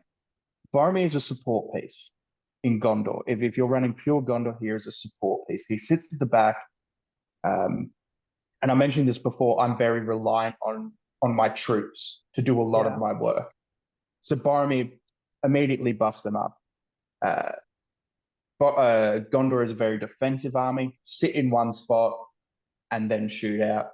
I've got my other heroes around, usually Durin and Ingold, who I use double strikers, fight 4, fight 5. You throw them into Thranduil, you strike up. If your opponent strikes up, awesome, they're losing might. If not, you can potentially do some damage. Great. And then Boromir comes in late game. Yeah. Full stack Boromir, or 4 or 5 might Boromir, walks out. Brother doesn't need a horse. You open up your lines and you go, oh, hey, there's your Dane, there's your whoever. Throw him in and you go, you've got 1 might. Cool. I've got 5. You're not going to kill me in 1 turn. I have the possibility to kill you in 1 turn if I win. And that's where you hand grenade him. Late game, you just push him in and go, bang. Put him in. And he fills that role perfectly. And again, when he's off horse and he's sitting in your back ranks, what's your opponent doing? Kind of forgetting about him. They're going, oh, he's giving +1 fight, awesome. He's giving banner effect, but we can't really get to him to stop him. Yeah. If they're throwing magic at him, cool. Again, he's just chilling. You let it go off. He's just chilling. And that's the smart play. You just let it go off and you wait, because the Witch King and Magic can't keep it up. If you just say, fine, I'm taking it. If you don't let yourself get compelled, bang on, you're so right. Late game, 6 might, you just can't stop him. It's when you fall into the trap of, oh no, I've put him in a bad position. Oh, now he's going to get compelled. Oh, now I've got to resist. Spend it. Yeah. You have to spend, A really phenomenal story is a couple of years ago. It was a Gondor mirror match. The only difference is my opponent had Elendil on horse and I had Boromir on foot. That was the only difference. We both had bolt throwers, we both had knights, we both had just shield walls. And we came at each other, and my opponent threw, not Elendil, Alisar, sorry, threw Alisar, bang, straight in. And his army was a turn behind. I was like, okay, this is my chance to get rid of Alisar. Yeah. And so you open up your lines, you send in Boromir, you pop a point a mile, whatever, and you just like, you explode. I used all of Boromir's might in like one of the first combats of the game. That's his role. Most of the time though, he's chilling in the back line. He's just waiting. He's waiting, and then he comes out, and your opponent's sitting there going, "I kind of like knew he was there, but I also forgot now there's 6 about points of him a little might bit." just there staring at me, and it's damage there. Yeah, it's. So where do we think it puts him on the list? I mean, I would personally definitely put him up in lemon, in my view. I think he's below a Barrow-wight, but he's up there. The value of a Barrow-wight if it's played correctly, if he's played my way correctly, he's definitely lemon. There's a discussion to be had about the horse. I think for 10 points, you do always add the horse, and you just still play the same way. But that's debate kind of with a minor the horse. point. And like I understand, like it ups his killing power. It also widens his base for extra range on that banner. Yeah. But he becomes just target priority number 1 in your list, and your opponent will go, cool, first turn of shooting, I'm going to go with 2 or 3 in the ways to get rid of Boromir's horse. Yeah. Whereas when he's on foot, your opponent is like, okay, cool, I'll shoot your D7 troops instead. Yeah, and that's where I don't throw in the horse. I'm a pretty big advocate for not always giving heroes horses. There's a lot of people that go, oh, they've got an option for a horse. Yeah. Make sure to go and check out the article wrote by our very own Ali King on the GBHL website about when you should not mount your heroes. A number of years What ago. do we think? I like it already. Ciao. So let's just take a moment to appreciate the banner of Minas Tirith for only 15 points on top of a regular banner. You get 6 inches and +1 fight value. That so you take away, how much would you that's kind of a 50 point, maybe even 60 point upgrade that you're getting for 40 points. So just taking Boromir at you're giving him a shield, 165 points. He's just such good value as well. Yeah. And getting Gondor to fight 5 in an army that, as mentioned before, likes to play defensively. And getting himself to fight 7 really helps. Fight 7. Oh, it's silly. I love it. The Hall of Gondor also is a very good special rule. It's a stacked the amount of profile. times. Yeah. Sorry? It's a stacked profile. I was just saying, like, there's so many. Sorry. The Hall of Gondor is a very good special rule as well. And the amount of times you just go, oh, I'm going to charge, I don't know, 2 Goblin Town. Oh, they fail. Oh, they're instantly dead. You don't even have to. That's just free fun. It's free fun with Bozza. So unfortunately, Sam has been quiet, which means he's thinking I see the face. I see the list. Yeah. He's thinking of an excellent rebuttal here and why Boromir should meet Bolg. And is he not in lemon? I personally would put him above Biffa or below Biffa. Not too far off. I'm not like fucking in hedgehog tier, but like he is, especially if you don't mount him. I hella disagree with that. Sack the horse off kind of vibe. Yeah. Only because you're all strength 3 otherwise in Minas Tirith, and I mean, if you're making axes with your fucking warriors and ministerials, fair play. You probably deserve to be strength 4 because that is a lot of effort. But Yeah.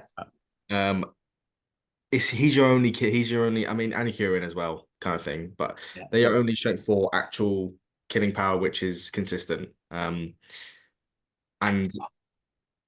he 215 points is a lot. I would put him above Elendil because he buffs everyone else as well. Elendil was earthy. If you can't tell, guys. But yeah, the 6 might is so good. He is susceptible to magic. However, when you have 6 might, you can actually just throw 1 will and not really care and spend your might if you really need to get something to go off. And I agree that you don't.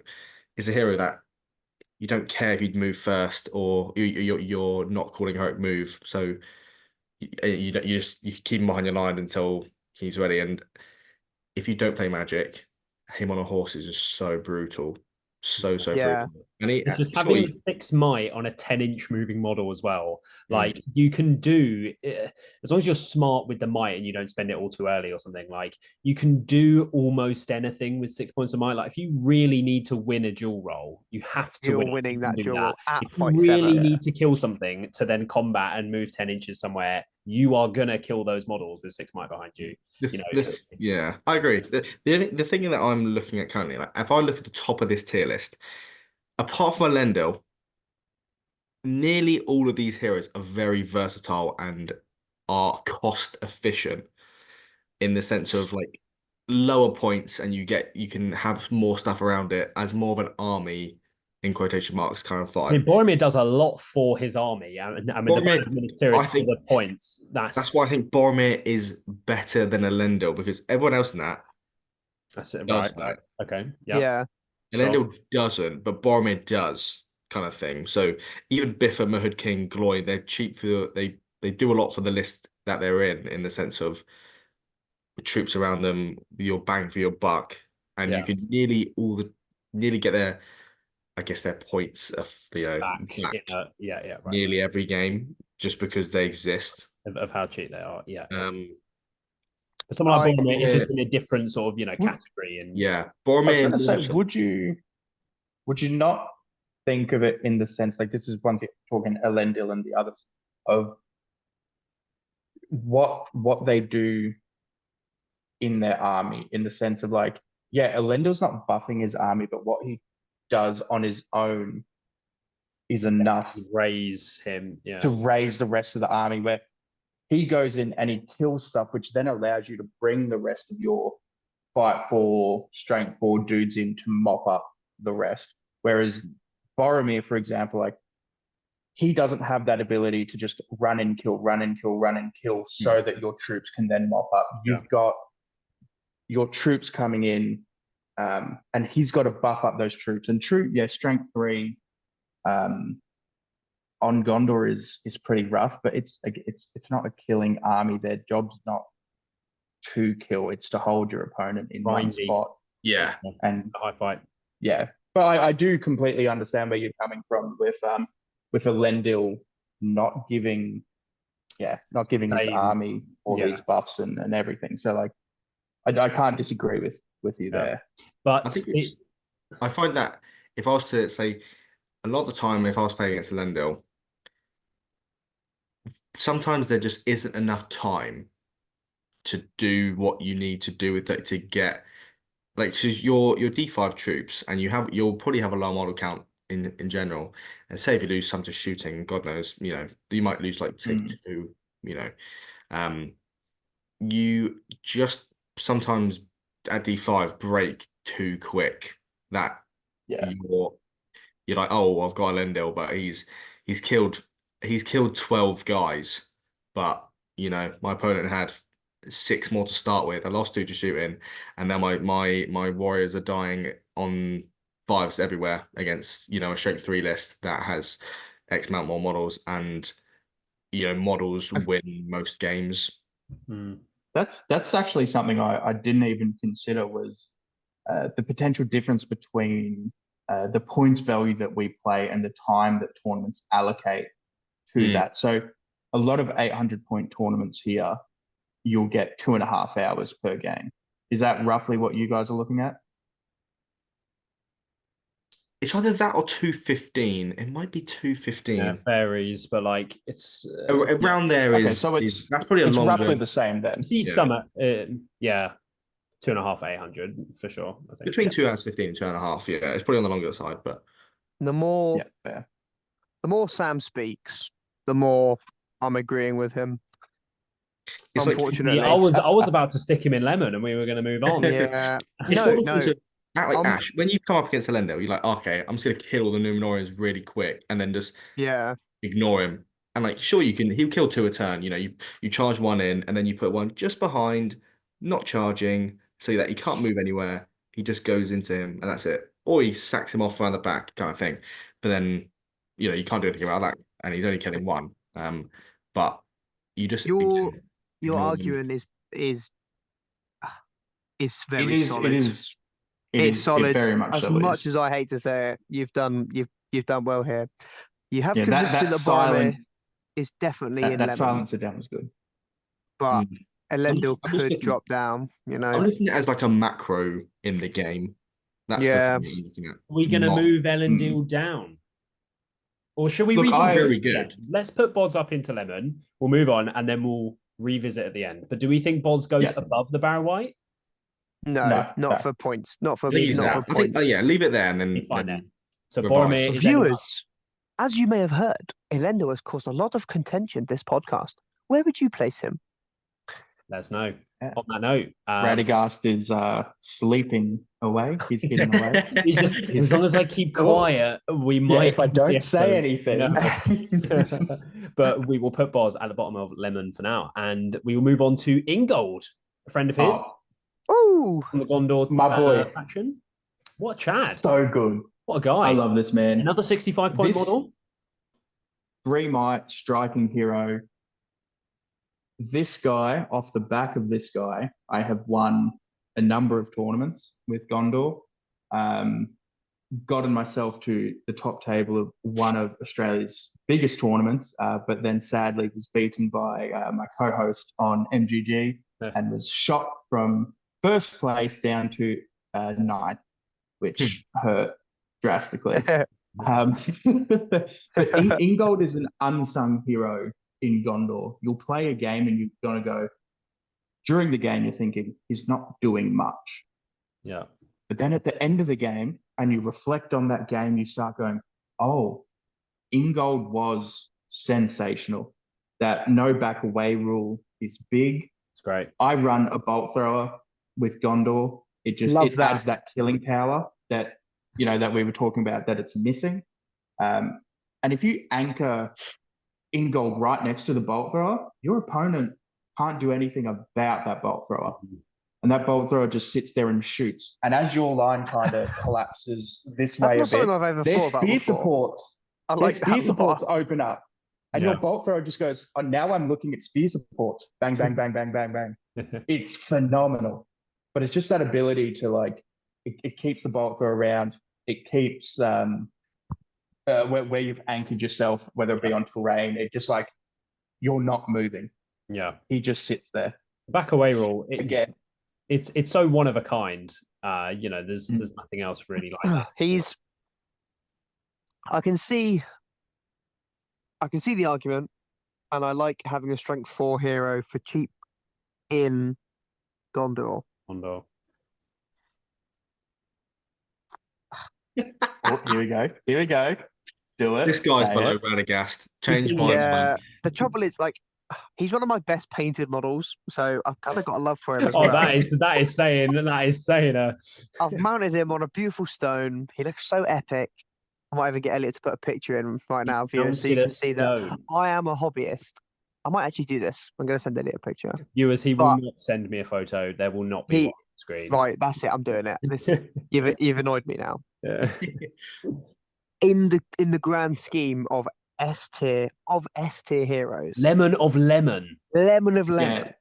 He's dog. No, I agree that he would be. I personally, and maybe there's bias to it, I'm putting him bottom of nervous. Yeah, I don't mind that. He just falls down the pecking order when it comes to Minas Tirith. Like, so many great options. Boromir, Hurin. I would Like, Aena. if this guy was Madril, I would put him Now he's rising. Madril higher. Yeah, definitely. What the fuck? Madril's trash. Oh, Worse. Oh, Sean. oh, It was going so Madril's well. it was trash. That Sean. is your worst Madril. take. Fitting in. That is your worst take. No, Madril is the last dude I'm taking. And a lot of people, is this why you're taking him? Because he has March? Is that why? And the +1 and the reinforcement rolls is very good. And he's cheap. And he's 55 And points. he's 55. He's double trooper. And he's got a bow. No, you don't No, need the bow. March. It's March. That goes great with Mike. It's March, 55 points, and has The Maelstrom roll is unbelievable. Those are the headlines. No, it's just the Maelstrom roll is unnecessary. People he's got are the same scared of killing Maelstrom. output as Ingold. Yeah, But it's- Sam's not wrong.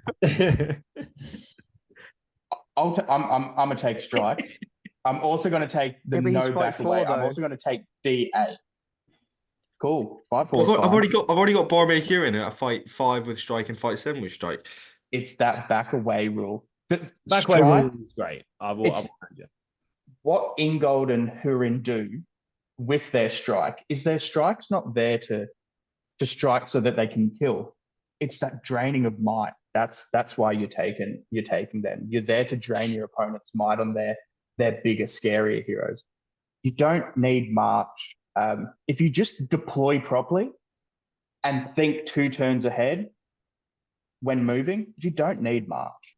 There's but some what scenarios where March is a really cool back pocket tool. Like I have heard Whatever. that like things like March are valued a lot less in like the Australian scene and other. there are some players that love it. Jay from MGG again loves March. I will admit, when I was versing Alex at Clash, that tournament that I mentioned previously, I would have liked March in that last game against Alex, but I would not have gotten to that top table if it wasn't for the fact that I had double strikers. Everyone was like, Sean, you would have won the tournament if you took Irelast. I wouldn't have got the top table if I didn't have Tyrion and Ingold. Like it's, and that's where he's so good. Madril can piss off. The thing is that from our sort of like, you know, March is such a key inclusion in list building over here. In almost every list that you see, they're all gonna take a March. Losing a game of Seize the Prize because I didn't have March to get over the prize, and they do. It feels horrendous. Yeah, it's like losing a game because my opponent marched to the center of hold ground and I walked there slowly, and then they've cornered me outside of 4 inches, and their whole divide and conquer. Divide and conquer. Yeah. If you get to the middle of the board first, 9 out of 10 times you win the game. Just roll 6s when you get into combat. With your strength 3 minutes to there we go. I'm not very good at that. Sam is not. I just board positioning with your whole army is vital. But anyway, let's go on to Ingold. Are we putting him below Radagast or in dog? I would have him bottom of nervous. Let's put him below Raddy. Sure, let's have him there. Let's leave him there. Ingold, as the viewers, point boy. Now this guy is. Here we go. We will move on to. I'm going back completely on my. Fuck me, Elendil's a selfish little prick. I like buffing stuff because this guy is selfish. This is how we roll. Okay, the only reason. So Gil-galad is the next hero for the audio and listeners. The audio listeners. For the listeners. The only thing is that Angmar doesn't like the version of Angmar when you take Gil-galad doesn't work without him. If he dies, you near enough insta lose unless it's a mission where you can really wangle some fucking win. Unless your name's Sam Grattan and you're at the Battle of Bellegarde and you pull out an epic win against Gondor. Yeah. No, it won in, was it? It wasn't in contest, no. Just for context, Sam was playing a guy with Minas Tirith, and the trebuchet immediately killed Gulliver. His first game of the tournament, literally hit, wounded. Oh, okay, now I'm 600 points against his 800 points Minas Tirith list. And Sam pulled it out of the bag. Just that's the level of skill we're talking about here. Skippable. But ignore that. You cannot if you play with Gulliver and you basically need him to do with the synergy with the other stuff. And that's basically just the list. He does technically give some benefits with the Spirit Hero. That's what I'm saying. He is in somewhat a buffing piece. He's definitely worse now because of the FAQ with the shooting. Like, absolutely so susceptible. Like, he was already susceptible to shooting, maybe taking a wound or two off. Now he is very semi-easy to kill, just flat out. And Sam, not with the new shade. The shade will help. I can't wait for that. However, currently I would put him. Oh no, not above Biffa. Maybe between Mahud King and Biffa, or above Biffa. That's the first time I've ever seen you stutter, Sam. I thought I want to put him in lemon. Okay, I'll be honest. I thought you were going to put him in lemon for sure. He's at least. Say it with your chest. Come on, Sam. Yeah, but he is the lemon model. On. That's the thing. He's so good. He's so good. Radagast is better than Gulliver. Whoa! I'm talking shit. He's got to be in lemon. Come on, guys. Yeah, he's got to be in lemon. I think I would have put him in lemon absolutely if it wasn't for that nerf to the in the ways that maybe that does knock him down. The nerf really fucked him. Like really. Yeah. After that nerf came in, like you just watch Gulliver just crumble. We call him a scalpel here in Australia because you've got to use him perfectly. Yeah. Any misplays with that dude and he's gone, disappeared. Which is again, when I was talking about Ingold, love that dude, love him. It was Ingold and Kieran with their ability to strike, and my opponent positioning what's his face, Gulliver, that won me that game to move me on to that top table. Yeah. So as soon as your opponent misplays Gulliver and you can capitalize on that, as you said, Sam, the rest of the army just crumbles. Yeah, it's game winning. Yeah. So are we thinking Topicini Nervous End with the nerf? Maybe that does just slightly knock him down. I don't hate that. If you guys want to put in lemon, that is a differentiating factor, right? Like there's been a nerf. Yeah. Maybe like he does. You come up against shooting, you're sad in the sense of unless you have Matt Side 24, get into combat, fly 12, compel someone, fly into it, then you're in combat, or they have barely any shooting, or you can at least get one in the way of the building of some sort. Do you guys use the Gulliver where at the beginning of the game you fly him backwards, turn one? Do any of you guys do that, or have you ever seen that? No. Cool. So it's basically to just draw your opponent in, make them feel comfortable that Gulliver is not in the front lines. He's still one turn behind or whatever. And people would say, oh, just deploy him at the back there. But making your opponent watch you move him backwards actively gives them this like comfort in their mind to go, okay, I can relax a bit. He's further away. Yeah. And I've seen that fuck up. So it's fucked me up many a times before. I watched my opponent run Gulliver away or hide him behind a building. I'm like, cool, no line of sight is like a turn or two away. And I start coming forward. And then suddenly, fuck, there's a big scary vampire bat thing. Cool. Yeah, it's phenomenal. I really like listening to the sort of mind games that you guys play with each other at tournaments. Can I just say, one of my favorite mind games is you get a piece of terrain like this, Lipton iced tea, and it's just chilling on the table, whether it's a tree or a building, and you just do this with your arm. You just do that, and your opponent goes, oh, what are you doing there? And you go, don't worry, it's for next turn. And then you say nothing. Just watch them sweat. That is a mega mind. Yeah. Something that Ali would do. You say, like, troll people. Ali would never do that. Are you kidding me? One of the things Ali told me that he does. How many inches sometimes... is Boromir's banner? Sorry, you go. Yeah. One of the things Ali told me he does, Ali, former winner of the GBHL, for context for the viewers, is he will, if the boards are identical, he'll deliberately make the person change sides if he's won. Oh, yeah. He said just to like throw that confusion, and then he'll immediately start deploying so that the person's already sort of like, oh, I haven't even considered this side of the board, and I'm nervous. Oh, get nervous. Also, another really good one is if your opponent gets to the table first, they tend to like choose the side that they want. Yeah. Right? You just immediately, you show up, and if you win that dice roll, even if it's a disadvantage to you, like table side wise, you just switch them. Yeah. You watch them. Yeah. Mind games. I love a good mind game. Yeah, I'll take that side. Yeah, nice one. Yeah. Or just sit down and you go, cool. So the strategic decision is to just stay here, even if it's not. And your parents like, oh, is it?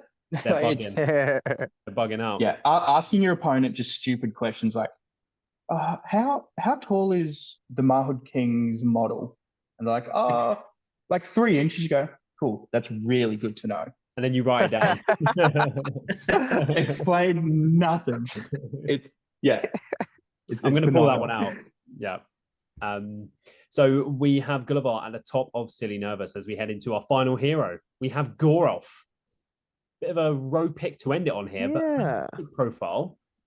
What do we think? I'm happy to slap him below the King's champion. Really? It's as in nervous. Possibly get. Yeah. Really? I think so.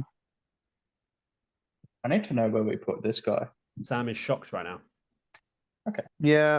I mean, we're looking at value for model right there. That is value if I've ever seen value. Yeah. He is very good. Agreed. He is very good. But I just don't think he's like if you're taking Isengard, the rest of them. He's just an auto take, right? He fits in very well the list, yeah. He is an auto take, sure. He's good. The defense rule is nice. He is another striker Isengard. He's 75 points. He's strength 5 base, piercing up to strength 6. He's 3 might, again, nice. I don't know what an Isengard crossbow is. There are many auto take heroes on this tier list. To me, he's in the same bracket-ish as the Mahud King, in the sense of you're gonna take one if you're gonna take it if it's in your list realistically. You're taking this guy more often than you're taking Rumil, and you take Rumil a lot. If you're running Isengard, I agree. You take him more. Not taking Gorulf. The profile for 75 points is pretty. It's a very good profile for 75 points, but at 10 points more, I think Rumil just is way better. I don't. Well, I don't either. But Gorulf will hold up Ingold. He'll hold up a Mahud King. He'll hold up Gloin. That free heroic defense. He hates bows, sure, and he's going to get targeted very early on. But once the lines meet, and if you can get Gorulf into any hero, he's chilling. Yes, is it natural 6s, so you can't even might a 5. Defense. Not even Boromir is auto killing him with 6 might. So like he'll hold up a hero for 4 or 5 turns, and that's all he needs to do. You say he was 75 points, Sam. Yeah. Is he 85? No, he's only 70 points. Immediately put that even guy in silly nervous. Just what you pay is just ridiculous. And if you take him on points levels where you take a crossbow spam shooting Isengard list, you're probably getting they're moving towards you. So the liability of getting shot kind of vanishes just there and then because your shooting is so much better. And then you just have a strength 5. Sure, he gets troops if he whiffs, he can die in 1 turn. But 2 wins on fate at D5. Yeah, chuck him into 1 and you're not. as long as you play him correctly, I think he. Yeah, you get the free heroic defense. Like, sure, Rumil has the reroll dice and he's got heroic defense of like 6, sure, but Gorulf gets it for free. Talking about Sean's points of making your opponent spend might. Gorulf, unfortunately, is one of the heroes that if he is going to lose a duel roll against troops, if he's charged 2 with spear supports, he does have to spend that might to win because he, as you just said, he can't die. Whereas I'm looking at all the other models in Silly Nervous and they don't have that disadvantage. To die. Yeah. None of them insta die. True that. Apart from Gil-galad if you hit him with a trebuchet. So, where does that put him then? He is great value. He is great value. But that's a good point. Is he? I don't know. Like for example, Rumil could die. Just there is times where you just go, oh, double 6. Yeah, oh, more expensive. Lol. Yeah, for sure. And he's 15 points less. I personally don't think I would take Rumil if I was running a Lothlorien list compared to the other 2 brothers. I would take Gorulf every single time in Isengard. Every time. He is an auto too. But Ash, that point you said there about running in and maybe just dying to troops is something that no other hero is Silly Nervous, really. I mean, none of them. It happened with Rumil, but it's just less likely. King could. I just checked, spoiler alert, the tier list that me and Liam did. And what's really fascinating is that we put Gorulf and Rumil in the same tier, and they both ended up in the C tier. So in the nervous tier. Which I would say is the nervous tier. And that's kind of where Rumil could fall down to. And absolutely enter. You guys have C, B, A, and then S. So really, he's in your like 4th tier. So so we've got S, A, B, C, D, and then the whole. Right. So it's looking, sort of like nervous, like bottom-ish end of nervous, maybe. So I'm looking at Silly Nervous, and I want to put Gorulf above Rumil. That's where I was thinking. But I don't want Gorulf in Silly tier. And I think that's kind of how the distribution should be as well. We should have more. So we think really Rumil and Gorulf can Rumil be down here and Gorulf there. Sam, what's your take? That feels so good. That looks crisp, and I like it. Gorulf's better than Shaggers. No, we're disagreeing. No, I disagree with that. He said he holds up. This is again, Shaggers, absolutely. This is again, all these heroes at the top, they can be run near enough at a lot of points levels. Boromir could be run at 650 to 800. Witch King, literally anything. Barrow-wight, literally anything. Elendil, not so much. Biffa did anything. Mahud King did anything. Gloin in Erebor Claim, a fair amount. Shaggers, you only really see him at 750, 800. It's not necessarily true, though. You're forgetting. Kirith Ungol. He's a very. Oh, you stole my thunder, man. Come on. Yeah, but is Kirith Ungol actually. Kirith Ungol? If Kirith Ungol was any good to a point of, oh my god, this guy's got Kirith Ungol, he's tryharding, you'd see it more often, and you don't. So Palmer won 100 with it when you came second. Right. Why don't you take Kirith Ungol then, mate? How about that? No, I couldn't do that. Don't own Shelob. There's no Witch King. Yeah. Don't own Shelob. Couldn't do it. No. Are we against this? I mean, Sam wants Gorulf above Shagrat, which I think the rest of us are not in favor of. Raddy has realistically got to be in dog. Do you know what? Do you know what? I could very comfortably side with Sam by putting the Shag Lord down into nervous between Rumil and Gorulf. Oh, is that are we? But that's just me, and I like a bit of controversy. Actually, Shagrat it does look very wrong. It looks wrong. That looks wrong with Shagrat down there. Shagrat is he's just an all-round fantastic. Oh, Sam left because he's so upset. Sam is upset at the pick. So are we going to put them up, or are we going to leave them down in nervous? I am. I'm going to leave it for leaving Shagrat there. I'm going to leave it to you guys. Leaving Shagrat there, and then Ash, what are we doing with the other 2? Well, I don't want to leave. I don't want to. Sam said, "I am lagging." Let's do it quick before he comes back, and we can. Before he comes back, so my hot takes from looking at this: Raddy should be in dog, and Elendil should be below the Barrow-wight and Boromir. Those are my takes. Interesting. I would happily move Elendil to the bottom of Lemon. I don't want to see Elendil outside of Lemon, but I can very happily have him at the bottom. Sam, what do we think about moving Elendil down to the bottom of Lemon? Fucking hell, I'm on my phone now. I'm really small. So I mean, it's a compromise. I'll take it. Yeah. Are we happy with the order of the rest of Lemon? 2 Angmar models at the top of Lemon? Angmar is one of the best factions in the game. Fuck me, the Barrow-wight's gone up, hasn't he? So yeah, I thought the Barrow-wight. We've only moved Elendil. Pure value, you know. We've only moved Elendil down one, Sam. That's all that's happened. Yeah, Barrow-wight's really good. Oh god, it's a Barrow-wight that high up? I mean, there's not much else we've put over it. So, you know, we said that the value of the Barrow-wight would pull it above Boromir. You know, 50. Oh yeah, it absolutely would. It's as much as I want to put Boromir above the Barrow-wight. Yeah, Barrow-wight's better. It's hard to beat. I mean, it is. Is there anything else standing out? Seems like Raddy. We maybe have to.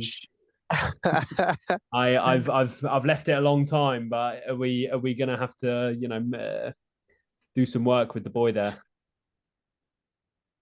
Doesn't Bolg just look really lonely? Is that just me?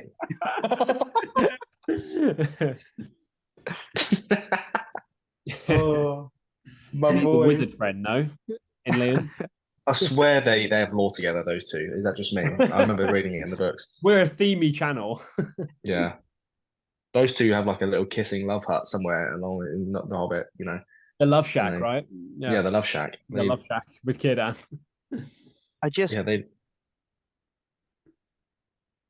Raddy could really easily nestle in between Dwalin and Gil-galad, I think. I'm not against that.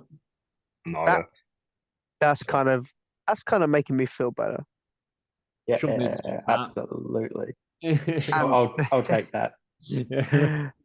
We'll take it. It's a compromise. So is there anything else that's sticking out before we move on? Dane, I'm kind of feeling wrong about Dane being there, but I don't know how to rectify it.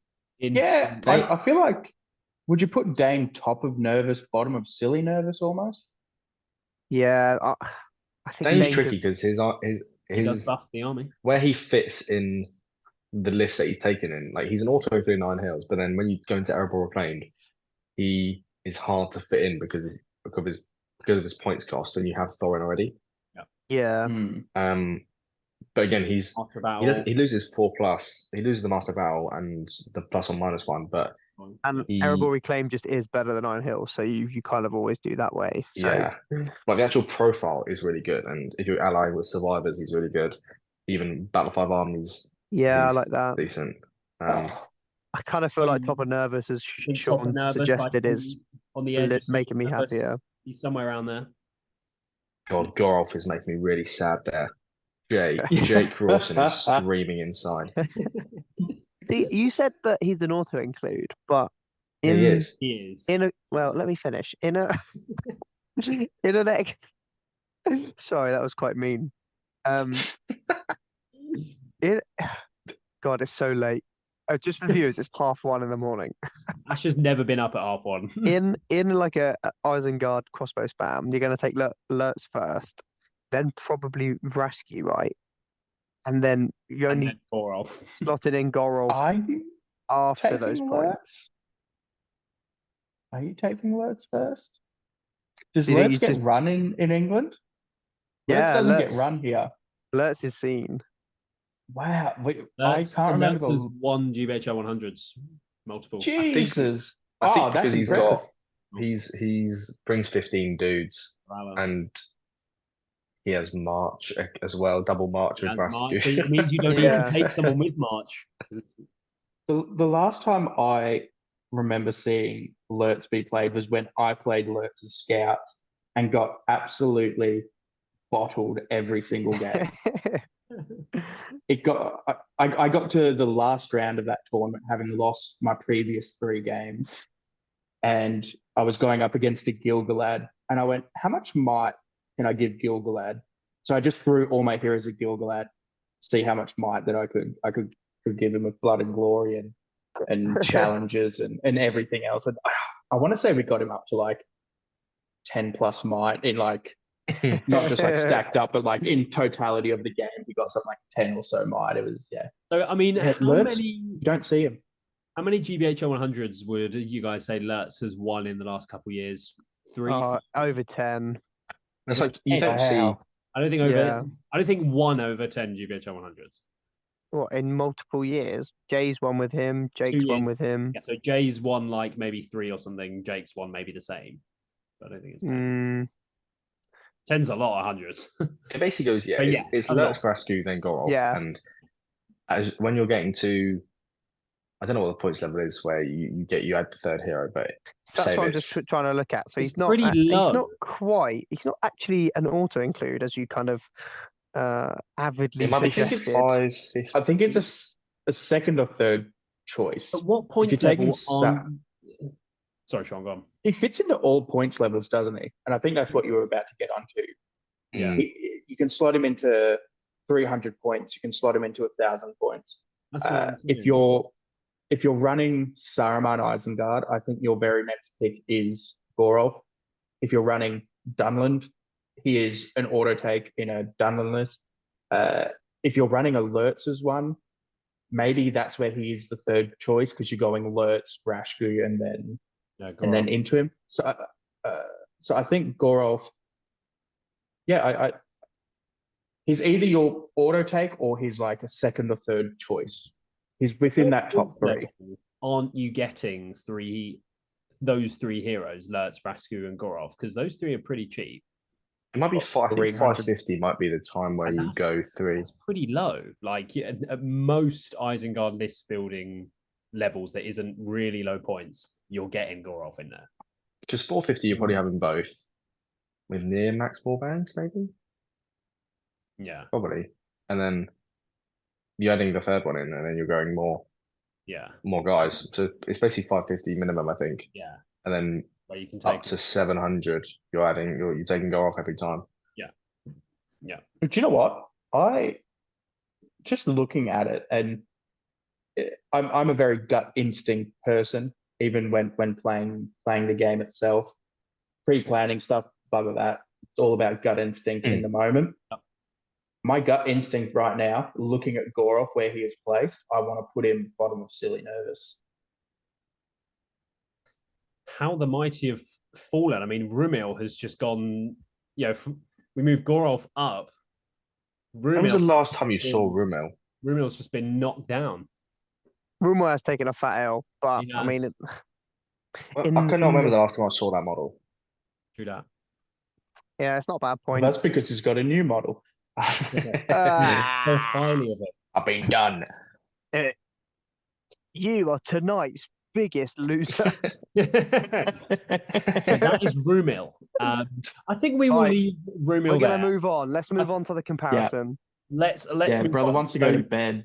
If you're a Spotify listener, I would recommend that you check the YouTube video to see where everything has ended up. But for the people on YouTube that are watching, we are now taking a look at the video from Sean's channel where we have the full breakdown of the tiers. So I'm going to hand it over to Ash and Sam first of all. I mean, who haven't seen this before. What are your initial reactions here? Why the hell is Bolg in this? This is, unfortunately, knowing Sean as a character, this is clearly a troll tier list. Because if it isn't, I don't know what's been going on here.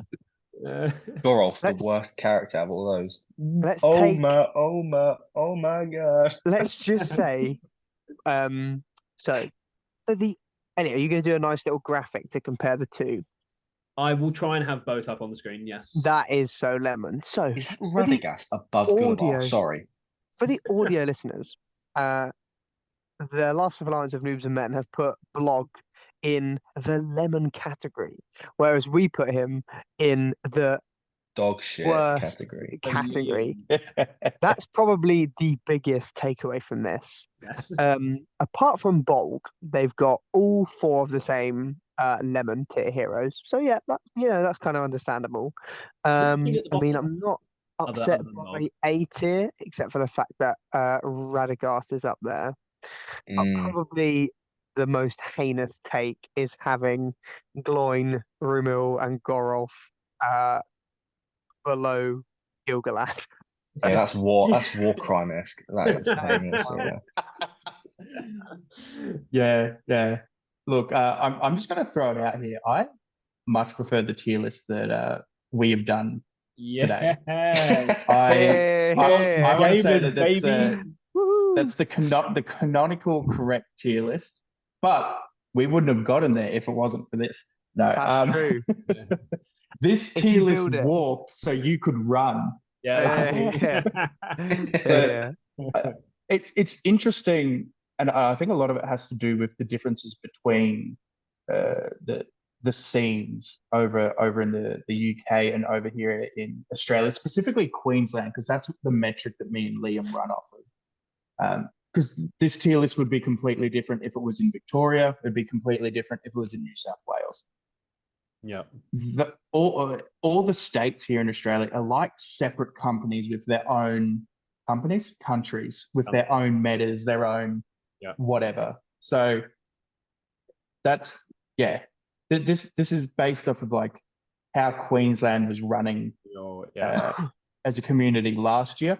I think this would even be different now as things move. As a Queensland community. Witch King would 100% be up top. No doubt. I did want Elendil, I'd knock him down a little bit. Yeah. Now I had noted down some heroes which they didn't quite make it into the S tier. And I wanted to see what the guys thought on this. So from the Hero of Legend category, we had heroes such as Thranduil, the Dragon Emperor, Suladan, and Galadriel not make it in to the S tier category. So what other legends do they have though? They've got Dane. Yeah, you could swap Dane out for Gil-galad. Yeah.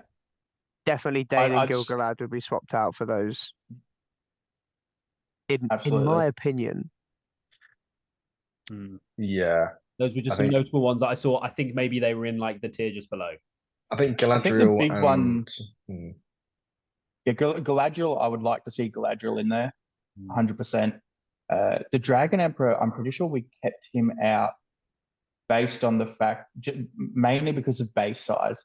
And what we see over here is just, he does very well. From memory, the Dragon Emperor's only won 1 tournament in Queensland. Jeez. He shows up, and like when he first came out, you were seeing 2 or 3 of him in the tournament. Maybe podiumed. Definitely won 1 tournament. Maybe podiumed another 1 time or 2 times. His podium. That base size is just what cucks him. Who else? Thranduil? Yeah. See, Thrandy out of the ones you listed is probably the one I would not put in. Yeah, I don't hate Thrandy not being in there just because of his. And then Suladan. Suladan should have been in. Suladan should be here. We didn't put from memory. The reason we didn't put Suladan in was one is he's good, he's fine, but he's very reliant on going with the Witch King. And being allied in. And a lot of these tier lists, we tried to not look at allying stuff in, which drops Suladan's power drastically. Even in his own army list, he's good, he's great, you take him. But compared to all these other things, I would take Gil-galad over Suladan. Yeah, it's when you ally in a one-on-one. Yeah. It gets really Suladan is the perfect ally. Yeah. We've also taken your videos like 1 hour and 9 minutes. We're probably pushing near to 3 hours now of discussion. This has been a mega marathon episode. For the 50th pod. Shout out to the audience. So I think maybe also drawing out more discussion about each hero, and also you can also like I found in some of the other tier lists that we've done, you just kind of like brush over stuff. You're like, oh yeah, chuck it there, never mind. And then, but if you actually really discuss into it, you're thinking, maybe that wasn't the best call to start with. Yeah. So and that's something we definitely do. Is we just go like, all right, cool, he's in there, and that's probably what happened with Bolg, where we were just kind of like, oh yeah, S tier, cool, next, move on. Like for example, back in the day when we were young and dumb, and we were first starting out our tier list. We put Glorfindel I thought you were going to finish the rhyme. Yeah. I was hoping for that, really. I thought it was coming. Young, dumb, and full of Glorfindel in S tier. No, we put Glorfindel in the S tier of Rivendell. I'm definitely not doing that anymore. We cannot start this discussion because we will be here for another 3 hours. We gotta go. We will be for sure. Well, that will be the 100th episode. We will regroup for the 100th 6-hour marathon. Let's go. Genuinely, this episode has kind of inspired or give me the idea to try and do our own sort of what are the best 20 heroes in SBG, for example. It's not like I've suggested that as a list like that year before, and yeah, I know, but come on, it's got to come. It's such a hard thing to value, though. Best heroes, because it's so army dependent. Maybe that's what we do. We just argue endlessly, and it's great. That's like me saying Alfred is the best hero in the game, and you're gonna, but he's so boring. He just gives might. It's like for 20 points, he's fucking class. But for everyone's got a different opinion on every single model. So it's so difficult. And me and Liam never have a consistent metric on what we base a hero off of, or a model or a profile off of. And that's with it's very much on each episode. Yeah. So when there's 6 of us all, spewing shit, things get lost in translation. So that is the comparison, I guess, between the two lists. So some differences there for sure. Viewers, how would you rank the S tier of S tier heroes? We want to see full breakdowns. Justified. If Girion is not S tier of S tier, I'm going to be pissed off. The list is cooked. So I think that is going to do it for the 50th marathon episode. I think we're going to close it out. Ashley Walker's going to go to bed. I am. And I'm going to go Betty Bub-Eyes tonight. So, Sean, thank you very much for joining us on a sunny Australian morning, I'm sure. Thank you. Be sure to go and check out The Last Alliance of Noobs and Men and Mount & Go Gaming if you have not seen any of their content. But that's going to close us out. So thank you very much, everyone, for watching another episode of the Gollum's Gamers podcast.